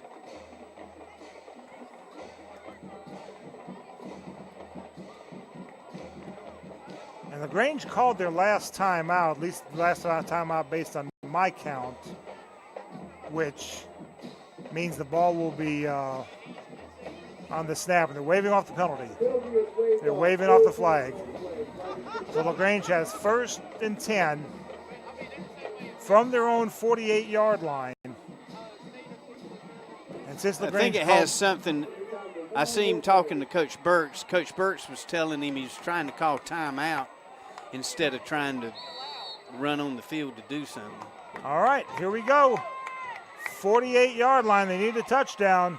Quick pass over the middle. Caught. Carter, who flips it to Ogletree. Now he's going to flip it back to Crawford, who flips it to Ogletree. Now he flips it to Johnson. Johnson will go down to the ground, and Chapel Hill will recover, and that is your ball game. With your score, Chapel Hill 25, LaGrange 18. The Grangers a valiant effort, but Chapel Hill comes from behind to win. Chapel Hill will punch their ticket to the playoffs, and LaGrange will finish 0-10 for the first time since 1974. But give a hand to these players. They fought tooth and nail tonight to try to come out with the win. Did somebody just throw 25-18? I don't know. 25-18 in favor of Chapel Hill. We'll be back after this 3-minute break. This is LaGrange High Granger football on the Eagle Sports Network.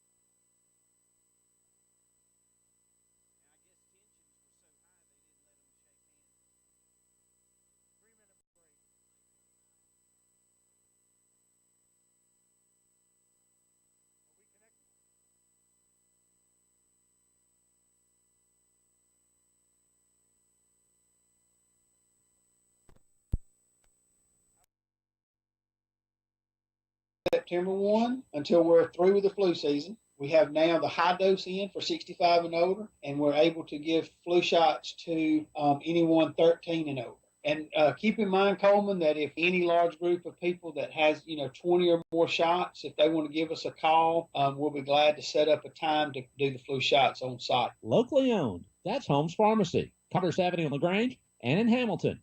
Lagrange Banking is growing. We've opened a new location in Columbus, and we've adopted a new name that reflects our community roots with an eye on the future. Welcome to Calumet Bank, offering personal and business banking services with the friendliness of neighbors. We work on your schedule, offering daytime business hours and a complete set of mobile apps. Day or night, we've got you covered. Calumet Bank. Same great services from people you already know. Life is better at Calumet. Member FDIC, Equal Housing Lender. Kia.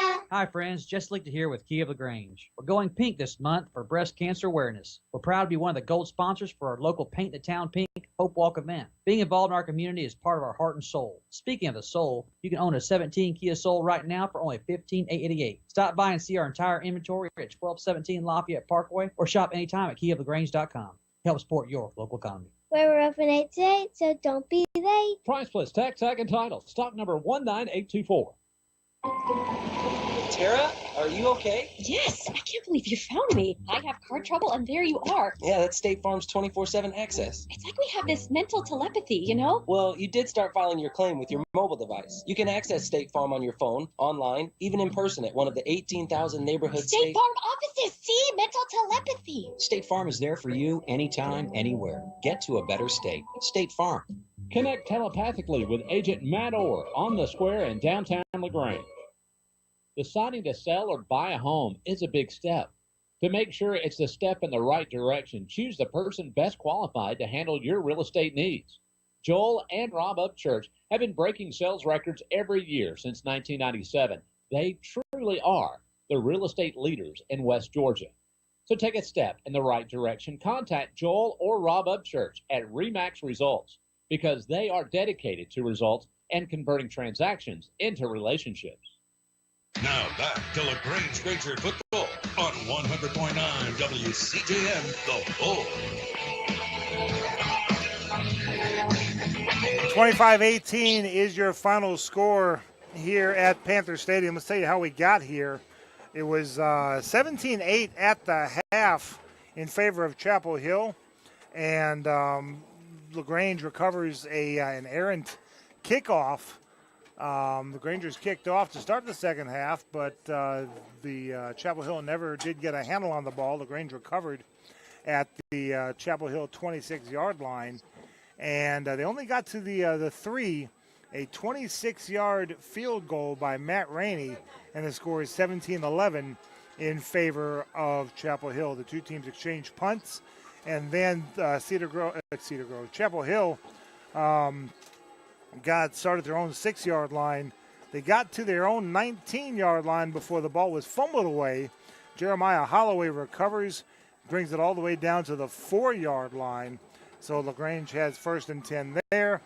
And then only one play, a 4-yard touchdown run by Cornell Kendrick. Extra point is good. The Grangers take the lead 18-17 with just over 2 minutes left to go in the third quarter. Chapel Hill starts at their own 43-yard line, get to the Grangers 6, and then a blocked field goal. Chapel Hill had the chance to take the lead there, but the field goal got blocked by the Granger defense, and LaGrange gets the ball. But the two teams exchange 3 and outs. LaGrange then has to punt from the Chapel Hill 49-yard line. So Chapel Hill starting at their own 21-yard line with only 2 minutes and 51 seconds left to go. And then Chapel Hill goes 10 plays, the full 79 yards, a 2-yard touchdown run by Burton. The 2-point conversion is good, 25-18. LaGrange just not enough time on the clock with 13 seconds left to go on the clock when they got the ball back. They didn't lose the game; they just ran out of time. Yeah, we just happened to be one touchdown behind. Yep, and that's your final score, 25-18. Chapel Hill will now go to the playoffs, and LaGrange will finish winless. Unfortunately, but that's the most charged game I've seen. LaGrange played hard. These kids had 0 quit all season long, and they showed it on the field tonight. Yeah, and you know, no regrets. They played hard. They played aggressive. They did what they had to do to win the game, except stop them on that last series. Yeah. The Panthers tried to hand the game to them due to penalties, turnovers. You know, LaGrange took good advantage of the turnovers. It was it just wasn't LaGrange's night. They you know, at times had breakdowns along the line of scrimmage and in the secondary on the last drive that enabled Chapel Hill to move it down the field. But the most critical one was the 4th down play, where we had them 4th and 6, and they just barely convert that 1st down. But it seemed like after that it took the wind out of our sails, and we just couldn't hold them out of the end zone. Ironically, the Grangers had pretty much stopped the passing game of Chapel Hill all game long until that last drive where they were just finding just a player open just enough to get the 1st down and drive down the field. Yeah, and you know, there's nothing more frustrating than being the right place at the right time and not be able to make the play, and that's the Granger story all year long. We've had people in the place to make the play. We just couldn't come up with the play. When we come back, we'll take a look at other scores around Region 5 in 4A. Region 5 in AA, well, the Callaway Cavaliers play tomorrow, so we won't have a score on that. 25-18, Chapel Hill with the win tonight. We'll be back after this 3-minute break on the Eagle Sports Network. Jim Thornton is running for re-election as mayor. He's proven he will do the hard work necessary to improve LaGrange. I'm Jim Thornton, and I've worked to bring new jobs, new businesses, and new amenities to our town, and to make LaGrange a safe and vibrant city. I'm proud of our record. There's always more work to do to keep LaGrange moving forward. That's why I'm running for a 2nd term. Early voting has started and continues until November 3rd. Election day is Tuesday, November 7th. This is a critical election. Let's re-elect Jim Thornton as mayor of LaGrange. Attention steak lovers, your chance to buy awesome steaks right here in LaGrange is at B's Meat Market of LaGrange. They'll be opening their doors Saturday, November 4th. a premier full-service butcher shop offering beef, pork, and chicken that will be cut fresh daily to your exact liking. B's Meat Market of LaGrange will offer everything from individual cuts of meats to bulk packages for large gatherings. Tell your friends and family and your neighbors that Saturday, November 4th is the big day. B's Meat Market of LaGrange. There's a secret to beating injuries or ailments. Get the right team. Emory Southern Orthopedics' well-trained, experienced doctors, nurses, and staff are that team. These teammates listen and understand your specific condition and provide high-quality hometown care that will get you back into your game. For more information about Emory Southern Orthopedics team, visit www.southernorthopedics.com. Deciding to sell or buy a home is a big step. To make sure it's the step in the right direction, choose the person best qualified to handle your real estate needs. Joel and Rob Upchurch have been breaking sales records every year since 1997. They truly are the real estate leaders in West Georgia. So take a step in the right direction. Contact Joel or Rob Upchurch at RE/MAX Results because they are dedicated to results and converting transactions into relationships. Lagrange Banking is growing. We've opened a new location in Columbus, and we've adopted a new name that reflects our community roots with an eye on the future. Welcome to Calumet Bank, offering personal and business banking services with the friendliness of neighbors. We work on your schedule, offering daytime business hours and a complete set of mobile apps. Day or night, we've got you covered. Calumet Bank. Same great services from people you already know. Life is better at Calumet. Member FDIC, Equal Housing Lender. Here's Perry Prather, head pharmacist at Holmes Pharmacy. All right, we have the flu shots in. We're going to start giving the flu shots out as of September 1 until we're through with the flu season. We have now the high dose in for 65 and older, and we're able to give flu shots to anyone 13 and over. And keep in mind, Coleman, that if any large group of people that has, 20 or more shots, if they want to give us a call, we'll be glad to set up a time to do the flu shots on site. Locally owned. That's Holmes Pharmacy, Commerce Avenue in LaGrange and in Hamilton. Now back to Lagrange Granger football on 100.9 WCJM, The Bull. Grangers fall 25-18 to the Chapel Hill Panthers tonight. Take a look at other scores around Region 5. It was Cedartown defeating Sandy Creek 23-21 in another nail-biter.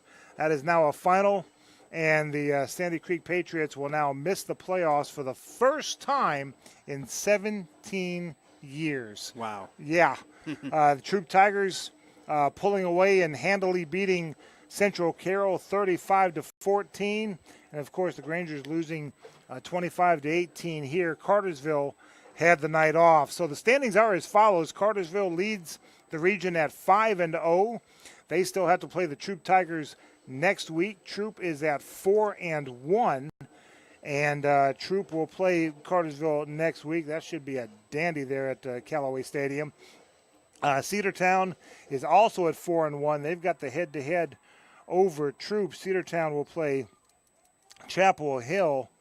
And, well, that's interesting. Cedartown at 4-1. Chapel Hill now at 3-2. And let's see, Sandy Creek at 1-4. Central Carroll at 1-4, and LaGrange at 0-5. So LaGrange is out of the playoffs. Sandy Creek is out of the playoffs. And Central Carroll is now out of the playoffs. So you've got your four teams that are in the playoffs. Just depends on seeding now. Cedartown and Chapel Hill will play each other next week. Chapel Hill at 3-2 and Cedartown at 4-1. Chapel Hill wins. They'll be the number 3 seed. And Cedartown will be the number 4 seed.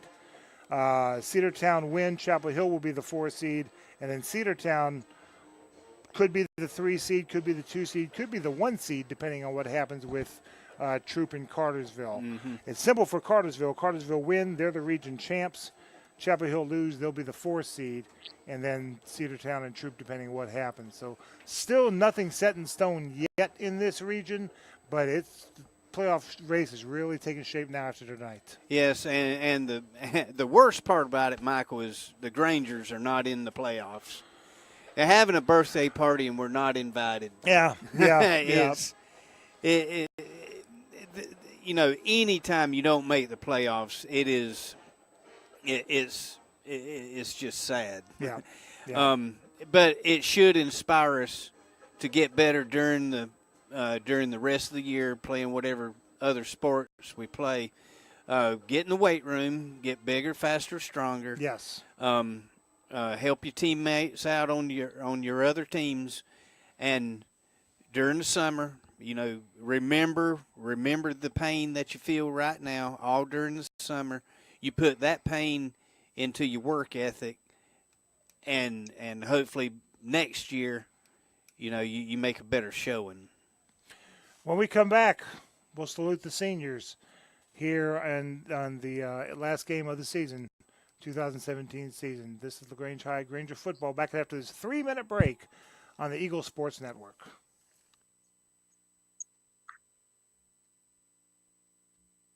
Jim Arrington is ready to take on the challenge to be a positive and engaged Lagrange City Council member for District 1. Hello, I am Jim Arrington, lifelong resident and a 20-year business owner in Lagrange. If elected as your city council representative, I'm ready to keep the positive momentum of our city growing and improving. I want and I need your vote for Lagrange City Council. Find out more. Search on Facebook Jim Arrington for Lagrange City Council. Voting starts October 16th. Paid political announcement by Friends of Jim Arrington.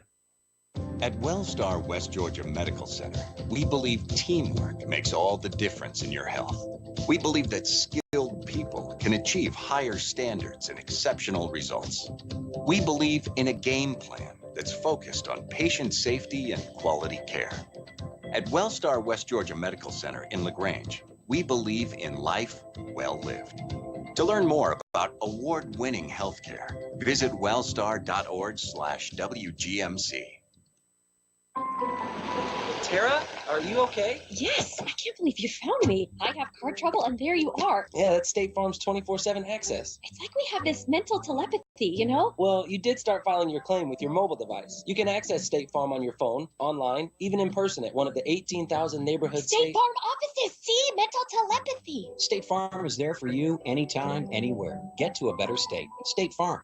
Connect telepathically with Agent Matt Orr on the square in downtown LaGrange.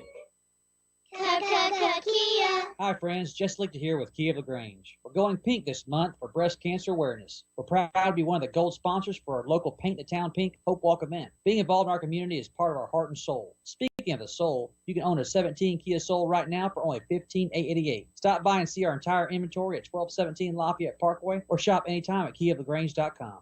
Help support your local economy. We're open 8 to 8, so don't be late. Price plus tax, tag, and title. Stock number 19824. Lagrange Banking is growing. We've opened a new location in Columbus, and we've adopted a new name that reflects our community roots, with an eye on the future. Welcome to Calumet Bank, offering personal and business banking services with the friendliness of neighbors. We work on your schedule, offering daytime business hours and a complete set of mobile apps. Day or night, we've got you covered. Calumet Bank, same great services from people you already know. Life is better at Calumet. Member FDIC, equal housing lender. Jim Thornton is running for re-election as mayor.